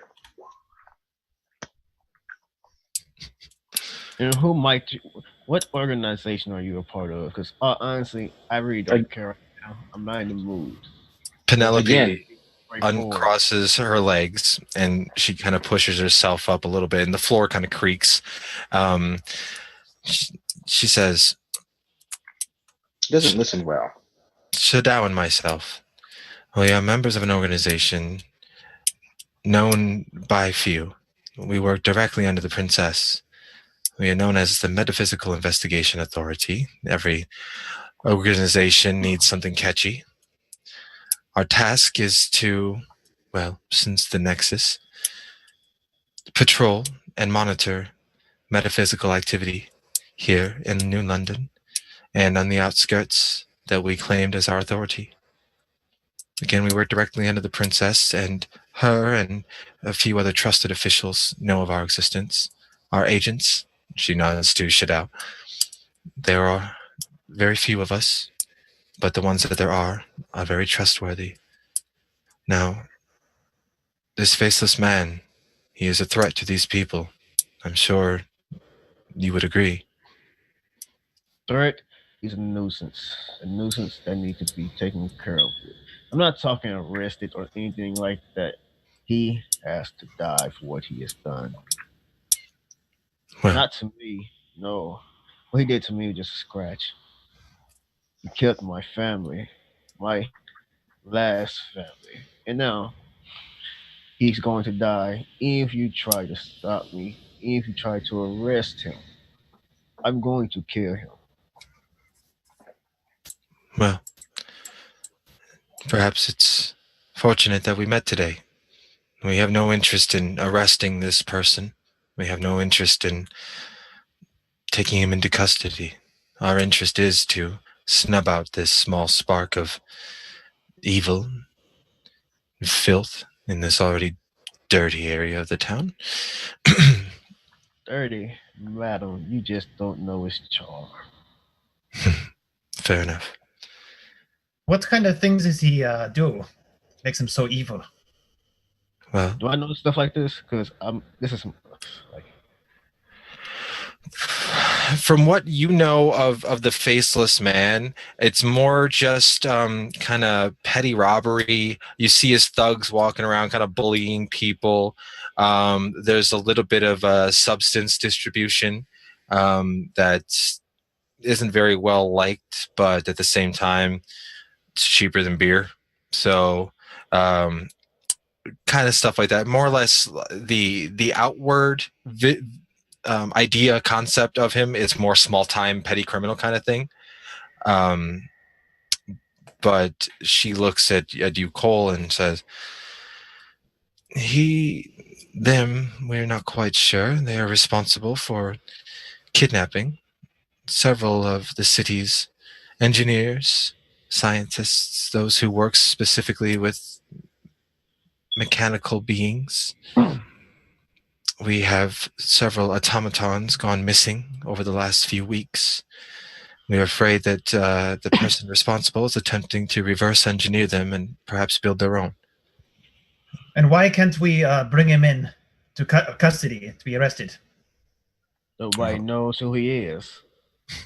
Exactly. He is a faceless man. Yes, but he has a reputation. A reputation, yes. So if we brought him to authorities, what would they do? He has many authorities in his pocket. Ah, so that's how it works in the city, eh? That's how it works. That is So why the only law, princess. the only law is this one, and then I pull out one of my pistols.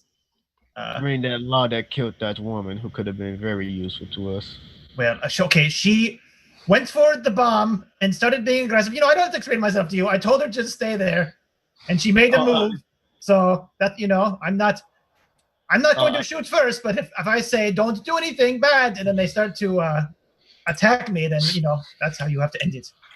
Yes, honestly, I had control, but then the cat started talking. And that ended everything. Yes, he's not very good at as much as he thinks he is he? I look at Penelope and say, this is the one that I told you with the big mouth. Well, I recommend you, she looks to you, Amari, and you, she looks to you, Cole. Stay off the streets. You are being wanted. Shadao, and if you all are willing, I can provide safety. You would have to make your way towards the regalia, and there we can make it to our headquarters, and we would be able to provide shelter, learn more about what you know of the faceless man. She looks to you, Saxon. It's not my authority to grant such promises, but if revenge is what you seek, I do feel like the most surest way to exact it would be with our assistance. Even if I didn't have it, I will find a way. I'm good at bending luck to my will. Well, then perhaps we could help each other. I would expect to see you all at the Regalia by tomorrow morning. I would recommend you take the sewers. There will be no Yes. coppermen there. There will be no people there. They are broken, dilapidated, dangerous, but it is the best way to travel without being known. We use them often. I point to Lightning, and he gets down there. You want to bring your donkey into the sewer? I don't want to leave him behind. Can he stay here? I can stable him for you if you wish at the city stable. It's on the up and up. I don't want somebody stealing him. He's very valuable. See his musculature and how fast he is. He's a prize. If you have the money to pay for the stable, then I'm sure he'll be safe. Penelope kind of reaches out for his reins. I will make sure he is taken well care of. If you all promise to. I go, thank you, ma'am, and I do with my little hand thing. She puts her head. I flip her a gold, I guess, or how much would it need? Only the best hay. For the stable you were in, it was about a half a gold to stable your horse for the amount of time you had rented your room. For the city stable, it's a little bit more in the prominence area of the town. Probably a little bit more expensive, maybe about 2 gold a night just to stable. 2 gold a night? Yeah, they're well fed. They're milked. Milk. He does not need to be milked. I wouldn't try that. That would not be milked. I can't be held responsible for the stupid shit I say. All right, I'm sorry.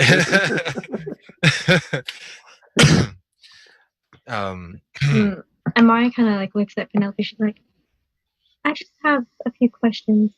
You said that people were getting kidnapped. They were engineers and scientists. Yes. If that's the case, then why did I get kidnapped? I'm not an engineer or a scientist. But you're a powerful wielder of the art, and they need those as well. Perhaps your secrets were known. I can't answer that. And possibly your father as well. That's my other question. Is there a way that I could be able to find him, locate where he is, or get help? I'm very worried about him. And if he says he'll say where he is, then that does not make it any better, especially with what this person can do. I do understand, my dear, and unfortunately, I don't have any information on him. I just learned of your existence this morning. However, at the MIA headquarters, we do have very well-practiced mages who are able to find people, locate their whereabouts, sometimes even communicate. If you meet us there, we will do our best. Thank you. So, Shadao, please, around the bend, you will find the sewer entrance. The door is going to be locked. And she kind of reaches into a pocket and she pulls out something that looks like an old skeleton key. But all of the, what do you call them, like the teeth on the key, all of them kind of move and they're just loosely on this rod. You know that this to be some sort of like a thieves tool, but it's specifically used to pick out what sort of key you're looking for, kind of like a skeleton key, and then just shove it in there and it's supposed to work. So she hands it over to you. So make sure you add that to your inventory because that might come in handy use later. She hands that to you and says, use this. Please be careful. And again, we will see you when you arrive. I raise my hand. Thank you. Yes. I don't know if you noticed, but I'm kind of bleeding out a little bit. Can we possibly just, catch my breath for an hour or something here? Of course, okay. if you'd like to. We will wait till nightfall, so you'll have some time to rest. Oh, a full 8 hours? It wouldn't be not quite that long. No. Just an hour then. It'd be about 2 or 3 hours until the sun goes down. I'll roll some hit dice. So with that, she takes the lightning by the leash, opens the door, kind of looks both ways, puts her dirty coat back on, pulls her hat down, and she just kind of disappears and shuts the door behind her. And you four are now left alone. I open the trunk of clothing and pull out something appropriate for Cole to wear, hooded and hide, to hide his form. I say, here, try these on. I don't think those will fit over my hat and coat. You don't have to take those off. What? No. Secret them in your backpack. This is too much. This is my identity. How will I build my legend without people knowing how cool I look? There'll be plenty of time down the road to build your legend. All right. Well, will my hat fit in my backpack? Yeah, I don't want it scrunching up. it might get a little scrunched. That's not cool. I'll wear it, kind of wear it under the coat that he's giving me. Sure, but it's going to have an effect on your stealth check if you have to make one. Fine, I put my hat delicately as I can in my backpack. Well, do they have bigger backpacks? The larger people around me? The larger people around you have appropriate size backpacks, yes. I want to ask them, can any of you put this hat in your nice, comfy backpacks? Because mine's very small. Sure. You know how Lurch from the Addams Family takes hats when people come to the house? He just kind of grabs it. Yeah. And I put it in my bag. Oh. And then when I have all my stuff, Kind of crunched up. I lived at the brothel, so would I have all my things? Yeah, I would say you brought everything with you when you went to the meeting, or most of the things you need. Okay, good. Anything that you're missing is probably here in this safe house as far as gear. Yeah, the sky skit, Skyler's pet. Right. Are there any thieves' tools laying around? Oh. No, there's not. But Okay. Penelope did give Shadao that object that will essentially work as thieves' tools. Yeah, Okay. skit. Because I am good with those. All right, and so then you can use it if it comes up. So a couple hours go by. You guys wrap your wounds, take some salves and pastes, kind of rubbing it down, wrapping it up. Night falls. You're as disguised as you can be. You go outside. You still hear a few whistles kind of going off every now and then, not nearly as intense as it was before. Shadao knows exactly where the sewer is. It's to the left, down this alley to take another left, and it's underneath a bridge that kind of just hosts a walkway. You can hear wheels turning of carriages going back and forth, people walking up on this bridge. Underneath the bridge, there's just this about 4 foot by 2 foot door. There's a very small handle on it and a bigger lock right above it. Okay. Adjust the lock. Pull out the key. And I'll stick it in there gingerly and start hitting the tumblers. All right. Are you Keep an eye proficient? out, I say. Are you proficient with thieves' tools? I am not. All right. So you would just roll a d20 plus 3, or dex roll. Okay. Let's do it. Yeah. Nice. Click, click. Yeah. I mean, couple little flicks. You shove it in there, wiggle it around a little bit, and you can hear the clunk as the lock turns over. And as you pull on it, you see some dust and rust kind of fall as this door hasn't been opened in quite a long time. For what you know about the sewers, this kind of goes to all 4 of you. What you know about the sewers in this area is after the Nexus, they were kind of messed up. As a lot of the outer rims of the city was kind of just not there. A lot of them that just pour out into the wilderness that's surrounding the city. They're very dilapidated, still sort of used, but not really upkept. So you're not really sure what you're going to be expecting when you get in there. I say, in. Cole, you first and scout our position. Yes. I'll bring up the rear and close the door. I'll bring it. How dark is it in the sewers? What's that? How dark is it in the sewers? There's no light at all. Super dark. I throw her a torch. Because I know she's Okay. So as you walk into the darkness, you get hit by a torch that Cole just tosses at you. I didn't even glitter. As we're coming in, it's dark.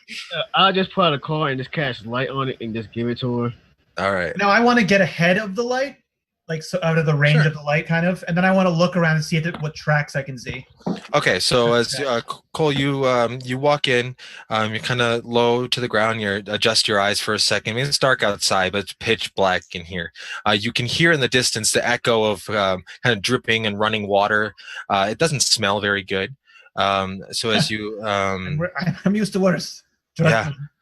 So go ahead and make a. You're looking for tracks. Go ahead and make a survival check. I have advantage, right? You have advantage on perception checks, I believe, underground. Oh no, wait, no. It's I. Oh no. I add my survival checks. I add my double proficiency. So we'll just add another 2, I guess.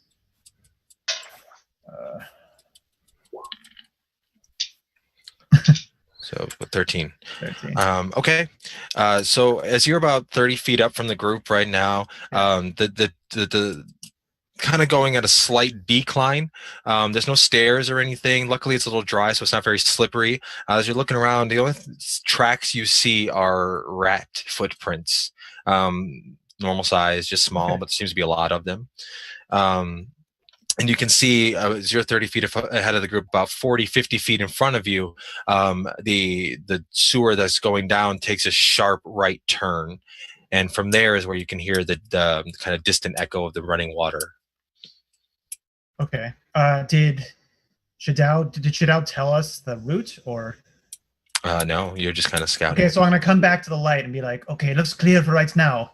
Okay, I close the hatch and lock it back if it needs to be, and climb down the rest of the way. So follow me.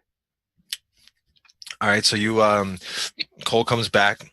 You pass him. You guys make your way to the bottom of this decline where the sharp right turn is, and as you look, you can see it looks like actually this is the map that I made. So we will go. Hold on.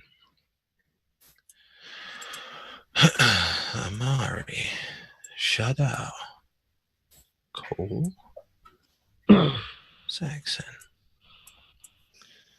All right, let's see if I did this right, because I can never seem to figure it out the first time. We're all there. Perfect. You should be loading. Everybody's there.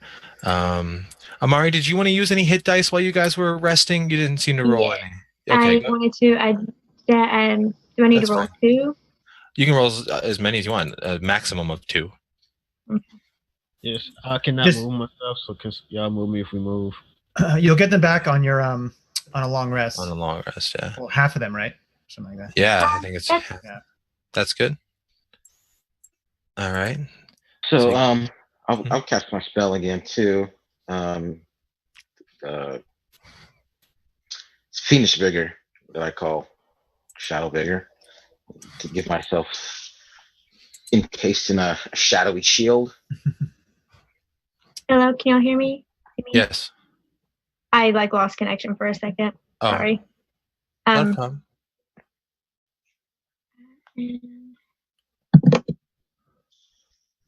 You're still hurt. You can roll another one too.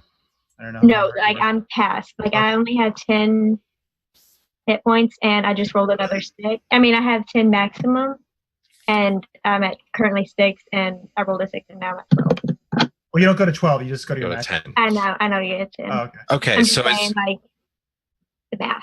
as you guys take this sharp right turn, you can hear, and most of you can see now where this rushing water is coming from. It seems to be coming from the right, the top of this room, rushing down to the bottom.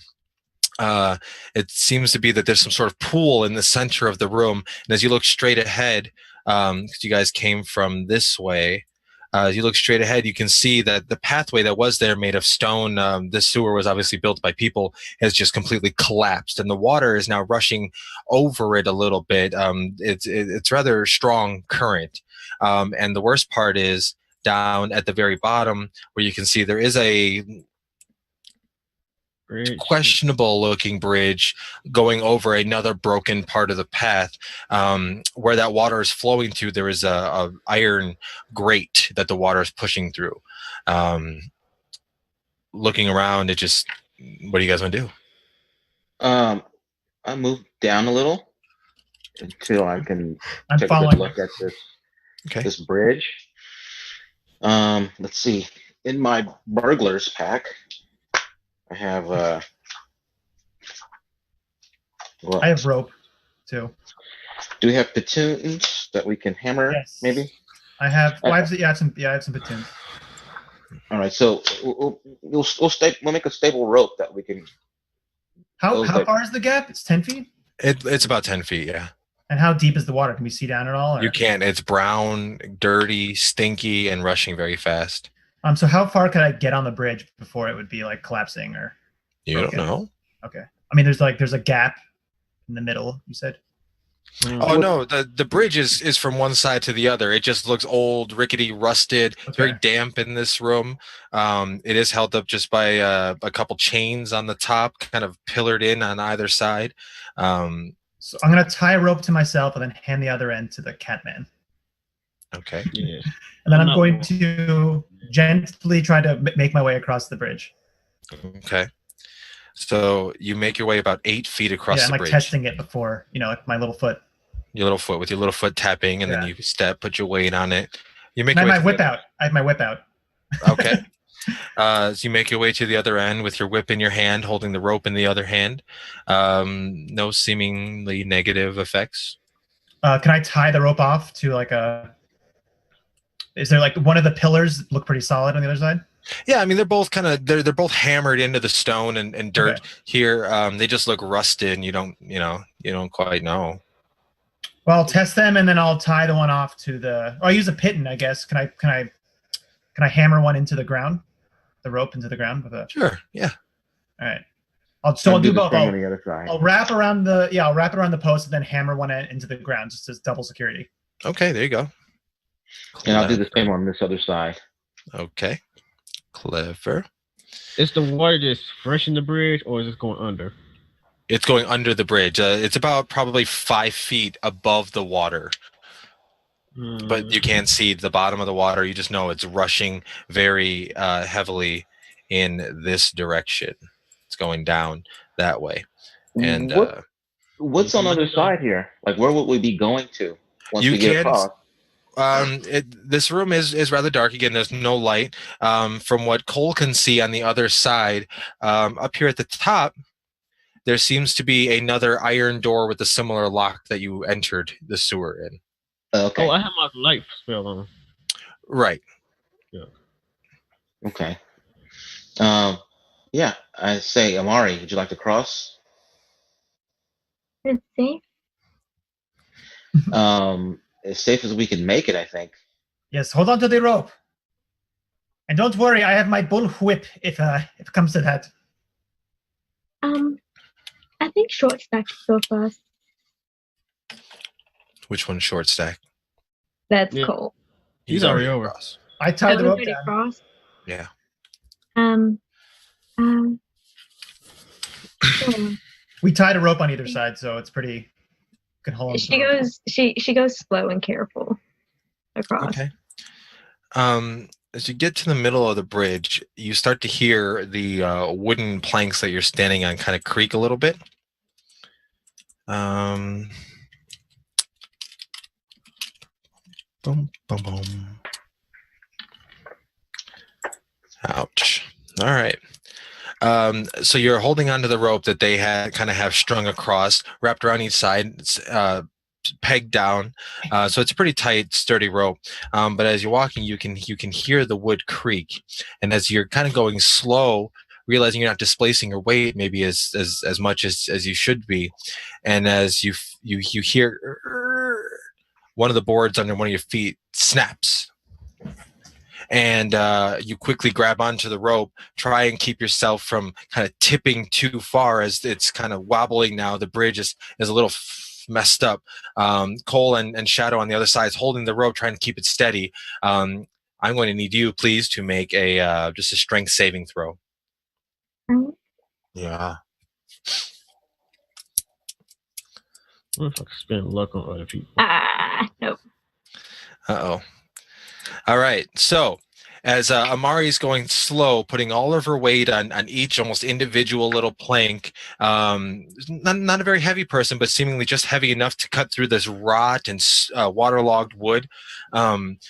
Holding the rope, she kind of starts to fall backwards, and you guys see the bridge that was straight now kind of turn, and she's just doing her best to hold onto the rope as her feet are almost now dangling there. You can start to see her slip.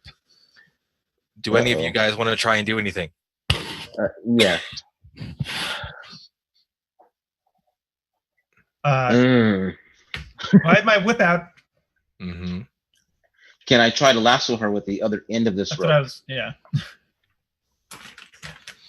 So yeah, both of the lasso her at Sure. the same time. Oh wait. Oh God. You're just gonna get whipped in one hand. And he already hit me in the head with this torch, so All right, so add to the head damage. Shadao, you start to see her slipping. You have the other end of this rope. Throw it up. Throw it at her. I'll say go ahead and roll a dex roll. D20 plus your dex. Nice. All right. That would definitely reach her, and as you whip it, it kind of wraps around just under her armpits about twice, causing enough tension between the other rope that's already pulled across the bridge. Amari, you feel your weight you feel the rope kind of tighten very uncomfortably around your chest area, but you grab onto it and the other rope and immediately start to kind of pull yourself up. With the weight shiftment, the bridge now kind of levels out a little bit, and as quick as hell, you get off that bridge on the other side. So now you are right there. Saxon and Shadow, you guys are now on the other side. Seeing that moving slowly and carefully is probably what actually caused the problem in the first place. So, Catman, you want to go first? Could I possibly get inspiration from that? Must protect those innocent, unable to protect themselves. Anywhere along those lines? That's fair. Thus far. And That's she fair. couldn't do anything to save herself. Mm-hmm. Yeah. I mean, not just for the rope thing, but just earlier stuff too. That is fair. All I will right. give you DM inspiration. All right. That is. I will just take a running leap. I won't Okay. climb that thing. I'm just going to hit there and use my feline agility to go double and just cat leap it. All right. So again, a jump is still an athletics check, but I'll give you advantage on it due to your running start and your agility. Okay. Is there a certain number of feet? Okay, here we go. Run it. 13. Oh. Okay. How many feet can I go at 50 move? Let's see. With a 10-foot running start, there is a rule for it. I think is whatever your strength roll actually is. 13 That's feet. just static. Yeah, so 13 feet. So you can definitely clear the bridge. You jump, you leap over. The edge of your feet kind of hit the bridge just as you start to get landing. You land perfectly, no problems, and all three of you are on one side, leaving Saxon on the other. Damn, I should have went last. No, I'm good. All right. Well, Right, we need the rope though. We got I- other rope. I grabbed the rope, tie it around myself, and take a running leap like he did, just in case I fall. I got rope tied around me. Okay, go ahead and make an athletics check. Oh boy, athletics. Mm-hmm. -1. Ow. 19, not bad. All right. So you go just fly through the air, slow motion. You're just kind of doing one of those, and then you land right next to Cole and Amari. Undamaged, unhindered. Everything is good. Yeah, I want to gather up the excess rope. Yeah, I want to tie the rope for myself and say, didn't Okay. need it. Amari glares at Shadow and Cole, and she's like, "That bridge was not very safe." Yes, that's why I went first, the most dangerous thing, and tied the rope across to make it safe for you. But whatever. I think you're I lying. still almost fell. Yeah. I All was. right. I'll Okay. move up to the gate. Come on, this way, Amari. All right. So as you guys all move up now to the gate, again, Shadao, you see a very similar looking lock. It's a little bit smaller than the one, but the tool that you're using will probably work for this. Can I Can I help see him? through Can I the other side? Can I see is it bars or like a grate or something? It's just like Or a flat sheet metal looking like Oh, door. okay. Yeah, with 2 hinges on one side. Can I give him some pointers as I'm looking around with his shoulder? Sure. The help action. Oh, I see. I see the help action. Yes. Okay, yeah. So go ahead and just roll another dexterity roll with advantage. Didn't need it. 20. Nice. All right. So again, you just kind of finagle the little tool, shove it in, crank. You hear a big, and the door. As you yank it, it's a little bit hard, but more dust and rust start to kind of fall from the seams. It is loose now. What do you want to do? I open it gently, slowly. All right. So as you open it slowly, you Pull it hear. back. Is it push or pull?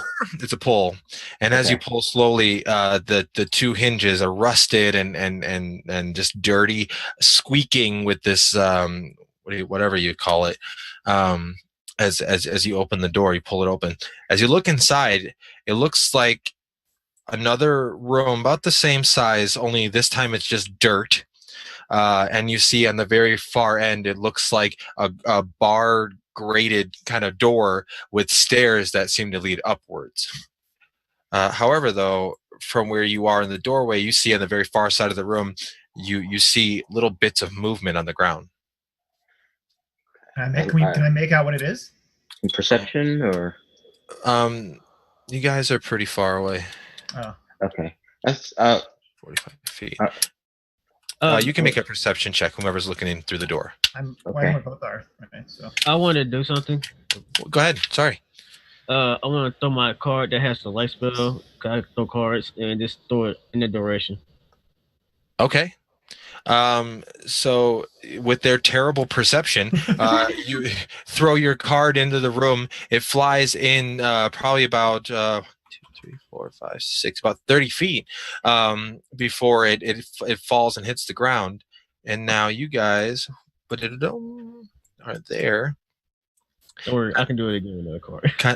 Kind of at the end, at the beginning of this room, as the light card goes in there and illuminates it just a little bit, you guys can now see at the far edge of this room, there seems to be a dozen or more rats, large rats. Bits of fur missing, bits of tails missing. You hear them squeaking, kind of fighting over some big pile of some sort of meat that they're all eating. You don't know what it is. And for reference, sorry, I did a lot of this quickly. The gate that you are seeing is right here.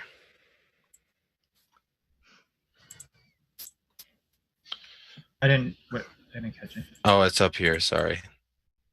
The little black thing? Yeah, Okay. squiggles. That's how I roll.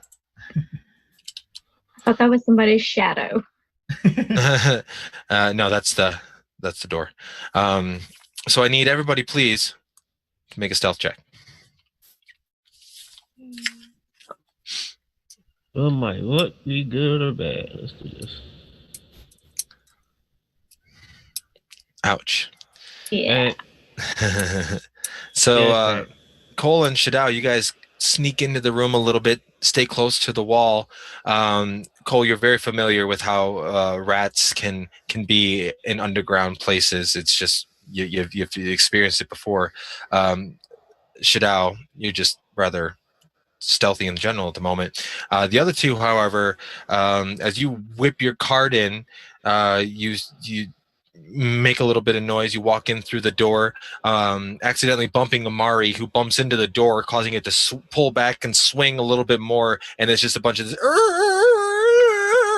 as the door is squeaking inwards, causing quite a bit of attention drawn to your party. So roll. Pull out my gun and shoot before they can react? Yeah. Blast them. Can I roll sleep and actually hang? How far away are they before I do that? From where you are, they are. That's not how you do that thing. Thank you. Yeah, 30 feet. 30 feet. Can I please look at my stuff? It will not let me look. All right, Cole, go ahead and make a. What do you mean 1 minute? Go ahead and make an No, attack. it's being slow. Oh, On the big one. Okay. I'm just gonna do this. your range on sleep is 90 feet. Damn. Okay, never mind. No, I you mean, can reach it. You can you're reach in- it. Well, no. I mean, like, how far does it spread? I Oh, cover my Like- ears when I see him pull that gun out. No, that thing's Um, gonna. Okay, 20 Echo. 20 feet. So if Okay. I did the exact, like, where the middle of it, it'll hit them and nothing will happen. No, they would all. I mean, like, it won't hit us. no, it No. wouldn't Yeah, hit you. No, it, It will. It would not hit you. I mean, like, it will not. Okay. And Mari's gonna cast. Well, should me and Amari roll initiative first, or well, Should we all? like If a you're- surprise round? if you're going to fire, go ahead and fire. If you're going to cast sleep, go ahead and cast it, and then we will roll initiative. Okay. So I won't roll advantage right now then? Yeah, you're hidden. Okay. And I'm just.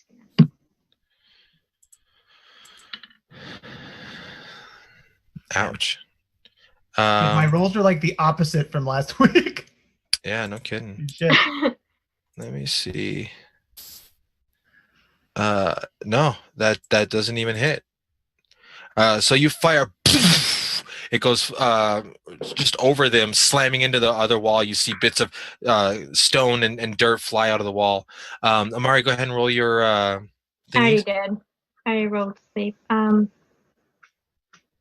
You need to roll Oh, the Oh, dice. you just roll. Yeah. I She just rolled rolled a 40. You did. She rolled 5 40. 8s. How do you do that? Whoa! Really? Yeah. That's insane. Roll sleep again. Holy shit. That is crazy. What are the odds of that? Math? I don't know. Someone do math. I am. Okay, Alright, hang on, so wait. that's The 7. chances of getting Yeah. Anyways. 5, 8. These are 1 in 40. I don't know. Yeah, it's a 1 in 40 chance. 7. Oh, we might not have to fight. You just go up by then. We all Alright, those- so it's 5 of them. So 5 of them get put to sleep.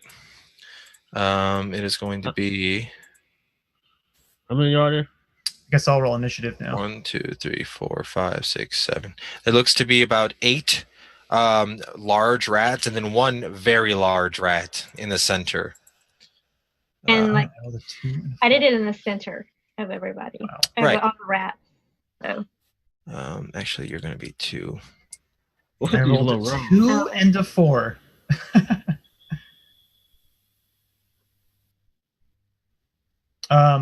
Saxon, what's your dex? I think. Let me go to a character sheet. It's +3. My dex is 16, I think. No, my dex is 14, so I got a +2. +2. Okay, so then I go for you. Yeah, yeah. If you go in the cogwheel, there's a little option where you can add dex tiebreakers. It's kind of a cool thing now in the sheet. I like Shit. using. All right. So 5 of those guys are asleep. I'm still marking them. Should have had this done prior to this. I apologize. It's cool. and Well, at least we don't have to do well, 5 out of 8. I just kind of rolled from the top, but Okay, I'll add you. sorry. I think she has to. Oh, yeah. Oh, Right. she's going first. Yeah. Now we have all of these motherfuckers. The big one got sleeped. Mm-hmm. I cast the spell right on the big one because he's in the center. Yeah, but it affects all of them. But the Yeah, from what I remember reading or hearing about the sleep spells, the one that has the toughest one goes first, and then all the other ones after that. So I got. I think yeah. Doesn't matter. No, it really doesn't. Well, kill the remaining 3 and we can leave. Well, Yeah, it only It It lasts lasts, for a minute. it Yeah, it's a lasts minute. for It's a minute long. yeah. That's enough time just to walk to a door, over, and leave. Oh, a lot of these things go first. We rolled horribly. Yeah, a lot of these rolled okay. Some of them rolled like crap. Come on now. There it is. Descending. All right. Amari, going first. You just cast your sleep spell. That was a first level spell, correct? Mm-hmm. So go ahead and make sure you mark that. Also, you used Flame Wave yesterday without a full rest, so you only have one spell slot remaining for your first level spells. And then you guys did take a short rest, so you guys are good. Perfect. So Amari, you're up first. Mari is going to.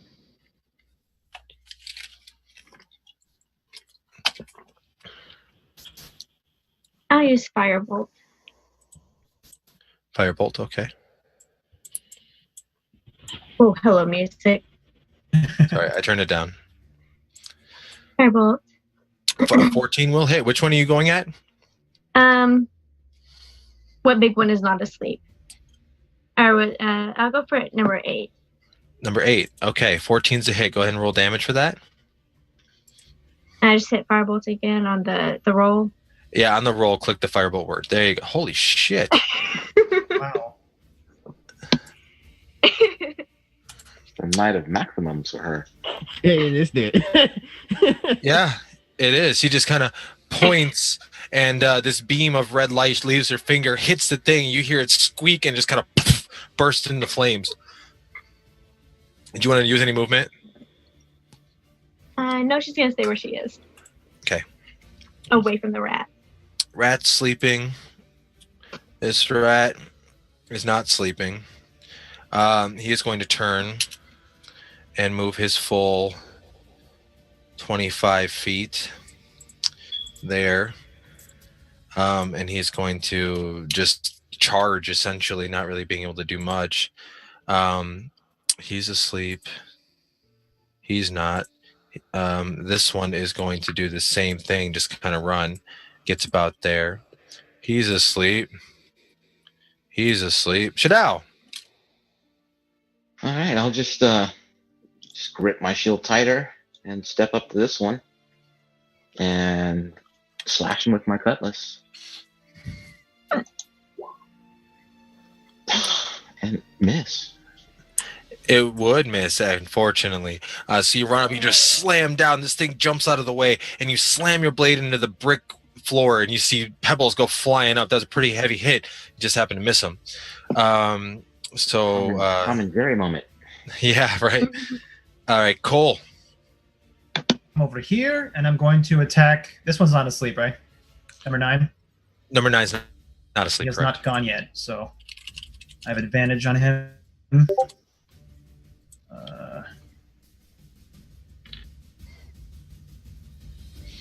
13 just hits. All right. And it's dead. It is. That was number 9. So you pull out your pistol and Rifle. Rifle. Okay. Yeah. You guys. It wakes them all up. Yeah, no shit. No. Yeah, it just kind of flows, and this thing, like the other one, poofed in the air. This thing more or less just kind of liquefies and just kind of gets splattered everywhere. Saxon. Yeah, I'm just gonna throw a card at number 6. It's in front of me. So. Okay. That is a 19 to hit. That would be 5, so 7 cold damage. You throw your card, it hits it right in its head, and as it kind of explodes into this vapory sort of dust, as it falls and settles, you guys see this rat that's just literally frozen solid and can't move. And I move. Dead. I just want to move right in front of number 6. You want to move in front of number 6? Not a problem. There you go. All right. That guy's asleep. This guy's asleep. I wasn't expecting a sleep spell. He's dead. He's dead. Amari, you're up again. I'll do Firebolt again because I don't want to waste my last spell slot. Sure. And it's going for number what's See one left. Number 7 is the only one that's not asleep. Number 7, I'll hit. Firebolt. All right, so that will not hit. Goes past Shadow, just poof, into the ground next to him. Shadow, you see this little fireball just kind of erupt next to this thing. This one's nimble.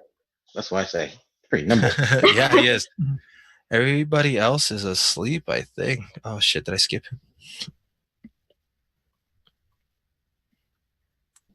Yeah, I did skip him. Okay, so number 7 is going to jump up at you, Shadow, and make a bite attack. And that is a... I block it nimbly. 12 to hit. That does not hit. Will miss. All right. So that will be his turn. It is going to be your turn. Give me 1 second, please.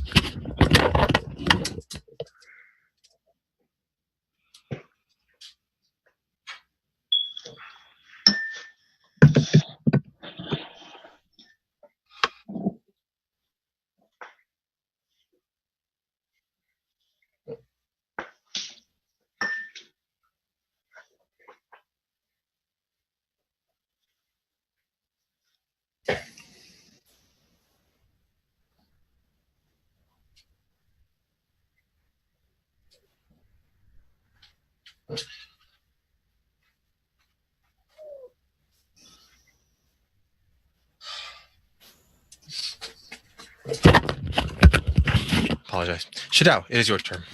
All right, let's take him out. Good. Overhand slash. Misses. Damn. This rat is just bad. You guys look at Shadow having this like brutal, epic fight with this little tiny rat. I'm gonna move to the back of him in case they want to fire at him. And done. Okay. Just exactly what I'll do. Go ahead, Cole. Want to yell out to him, you having problems with that, mighty foe? I'm just, how cats play with And their then- prey. Damn. You missed it. 24 hits and a 14 vaporizes it. Yes. At this second big bang of your musket, you hear it resonate off the walls a little bit, and the other rats are sleeping. As it kind of dies down, your ears stop ringing. You hear what sounds like kind of like when a bowling ball is being returned to you. It kind of rumbles under the ground. You can sort of hear that a little bit, and that's kind of what you hear. And you're looking around trying to figure out where that noise is coming from. You then can sort of see coming from the gate, the gated area, down the steps behind it is a very large pile of rats, tripping and tumbling over each other, stumbling, and they kind of just burst out through the thing. I gotta add their turn here. What did Roll high. Or low, I mean. I know, high. 19 plus 2, sorry. That's a 21. All right, so that was Cole's turn. It is going to be Saxon's turn. You see from the gate this pour of rats over each other, biting at each other, making these terrible noises as stink all of a sudden enters the room more than was before, and they just kind of seem to fall in and roll over each other. Too bad I can't draw new cards. Well, card though. All right, are you throwing it at this horde of rats? Oh yes, I am. All right, yeah, 21 hits. Yes, 8 lightning damage. Oh, I'm sorry, 8 lightning damage. Okay. All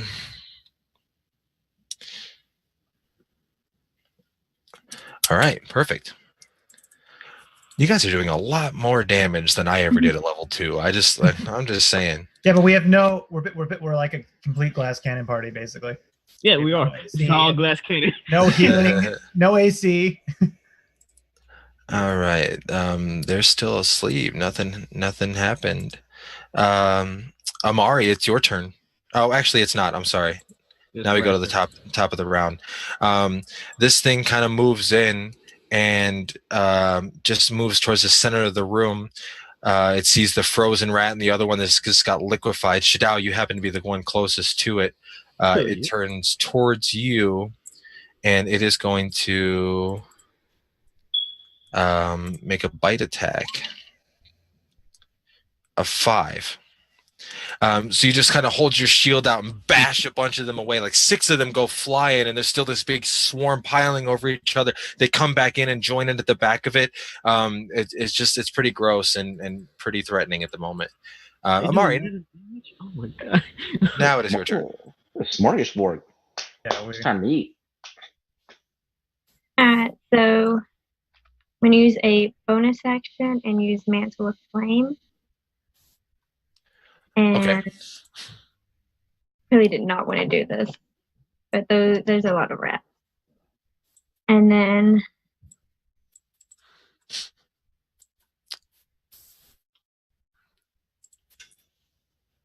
whoa.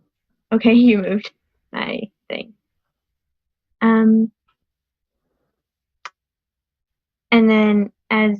then I will cast firebolt at the pile of rats. All right.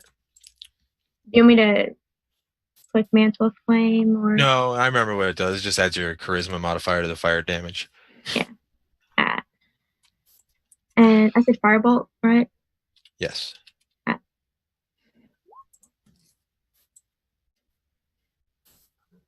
A 22 will definitely hit.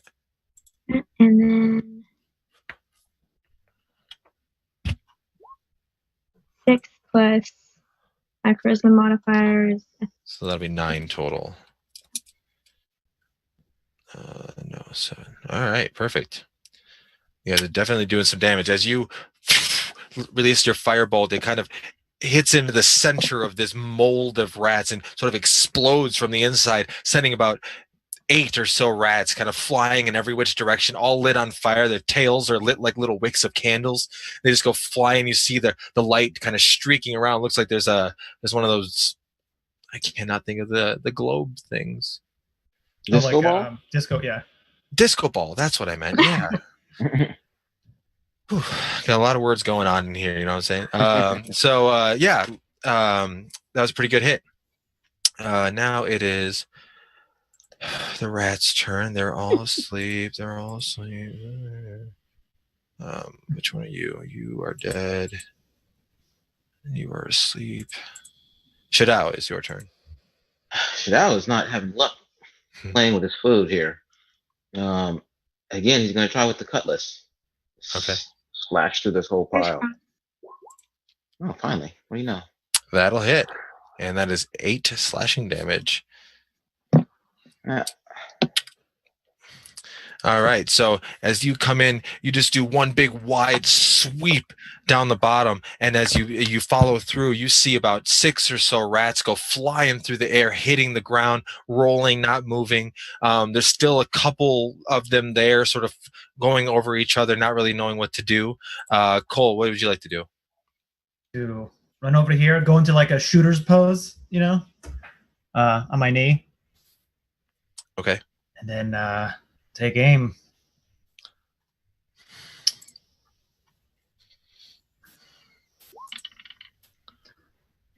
Jesus Christ. And they're dead. Yeah. Holy. And I want to say, Oh, they probably not be. Bullseye. That is, what is that, 14? Yeah, 14. Yeah, 14 will do it. Oh, they did. So, as you fire, it kind of just lines them up perfectly in a way. You just held your breath, squeeze the trigger. You get about 6 rats with one bullet. It just goes like Deadpool style. Like Deadpool style. And essentially, then that was kind of the end of the combat, as the rest of them are all sleeping. Better move quickly, though. Yeah. Quickly towards the door. I mean, how many rounds was that? That was not 10 rounds. Yes, Well, actually, others. maybe It was like 4 rounds or 5 rounds, right? So we have like 30 seconds at this point. Yeah, I have about 30 seconds to go. Come on, guys, let's go. Yeah. As you're walking over there, Shadao, make a perception check real quick. Awesome. So as you're walking over, you look over just kind of curious what all these rats were eating. You see this big pile of random assorted looking meats in the corner of the room there. And as you're looking at it, you see there seems to be some sort of rolled up scroll of some sort sticking out of the back of it. At the same time, there's a lot of enemies over there currently sleeping, and you guys are rushing to the door. All right, so if he's running over there, I tiptoe over there. I ask Amari, I'm like, how long does that spell last? You're muted. I'm. No, she was. It lasts about a minute from me casting it, so we have. Oh shit! And we don't have much time left. So I'm gonna bring out my gun and shoot one of the rats. Well, because I just feel like it's gonna. At this point, they're gonna wake up. Okay. Shadao, you go over there and you see this thing. It seems to be the only thing in this gross, nasty, rotten pile of meat here. You pick it up and do you want to inspect it or you just want to grab it and go? I want to grab it and go. Okay. So you grab it, you walk over to the door. As Cole's getting to the door, you don't know if it's locked or just rusted shut, but it's not moving. I'll Give me the tuck key away thing. that note, and I will pull out the key. Okay. And I'll take my time, and I will open the door. Oh, I yelled, like "Give it to me! You have time for this?" No, this key is property of MIA. All right. About 25 seconds goes by as you're taking your time trying to pick out which one you're trying to stick in there. Amari, you feel the connection you had with the spell fade. And you guys look over and you see these rats kind of shaking their head a little bit, getting up as Shadao sticks it in there, shoves it. You guys hear the clank and the bars come swinging open. You guys are now right at the bottom of a very tall staircase that goes straight up. You can't see the top of it. Put the key away. Let's go. Let's Pull move out the fast. sword again. Our ending. Scared of no rats. That's you eat them for a living. We don't. I'm gonna as we're going, I'm gonna throw one of my provisions out toward them. Clever. Okay. I will. Let's see what happens. Yeah. All right. So as you guys make your way up the staircase, you see the bigger of the rats get to the bottom of it, and he looks up at you, and then he sees the provision. Good ratty. What's that? Never mind. I couldn't. Okay. Yeah. So you guys all start making your way up the staircase then, shutting the door behind you. There's a gap between the bars about this big, so any of these rats would have been able to fit through it. But they're now kind of, you see three of them fighting at the bottom of the stairs over the provision you just threw. The rest of them kind of just went back to continue eating that big chunk of nasty meat.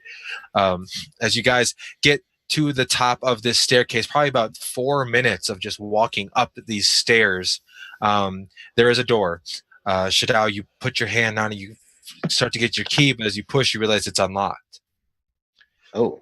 As you open it does. Oh, so it's been used. This door seems to be rather... From this side, it's watered and rusted and filthy. Can I look for tracks again while we're here? Yeah, make an investigation check. Go ahead. Survival?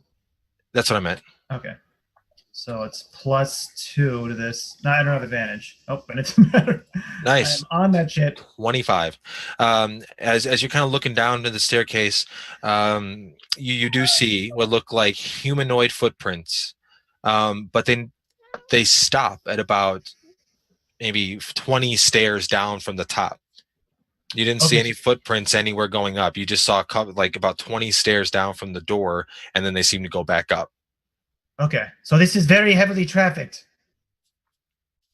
Yes, this door is oiled as well. New follower detected. Go. Talk about doors when we out of here. Well, we continue on. All right, so you get to the top of the staircase. You touch the door. It's a push door. You have to push it a little bit, and as you do, it opens. You look outside into the night sky, and you look up, and you are about maybe 100 yards from the regalia, the giant spire that sticks up where you guys were meant to go. All right. And almost home. As you all make your way out of the sewer, you shut the door behind you, look up at your destination. That's where we're going to end the session today. Woo-wee. All right. Okay. So everybody, thanks for tuning in and watching Chronos World New London. I hope you had a good time. We'll be back next week, 8 p.m. Central, 6 p.m. Eastern Standard Time, for those of you all across the country. And I hope you enjoyed it, and we'll catch you next week. Yes, Goodbye. peace. Goodbye. And then now my awkward. Yeah. Oh my goodness. Look into the I'm gonna void. do it every time now. Deep into the void.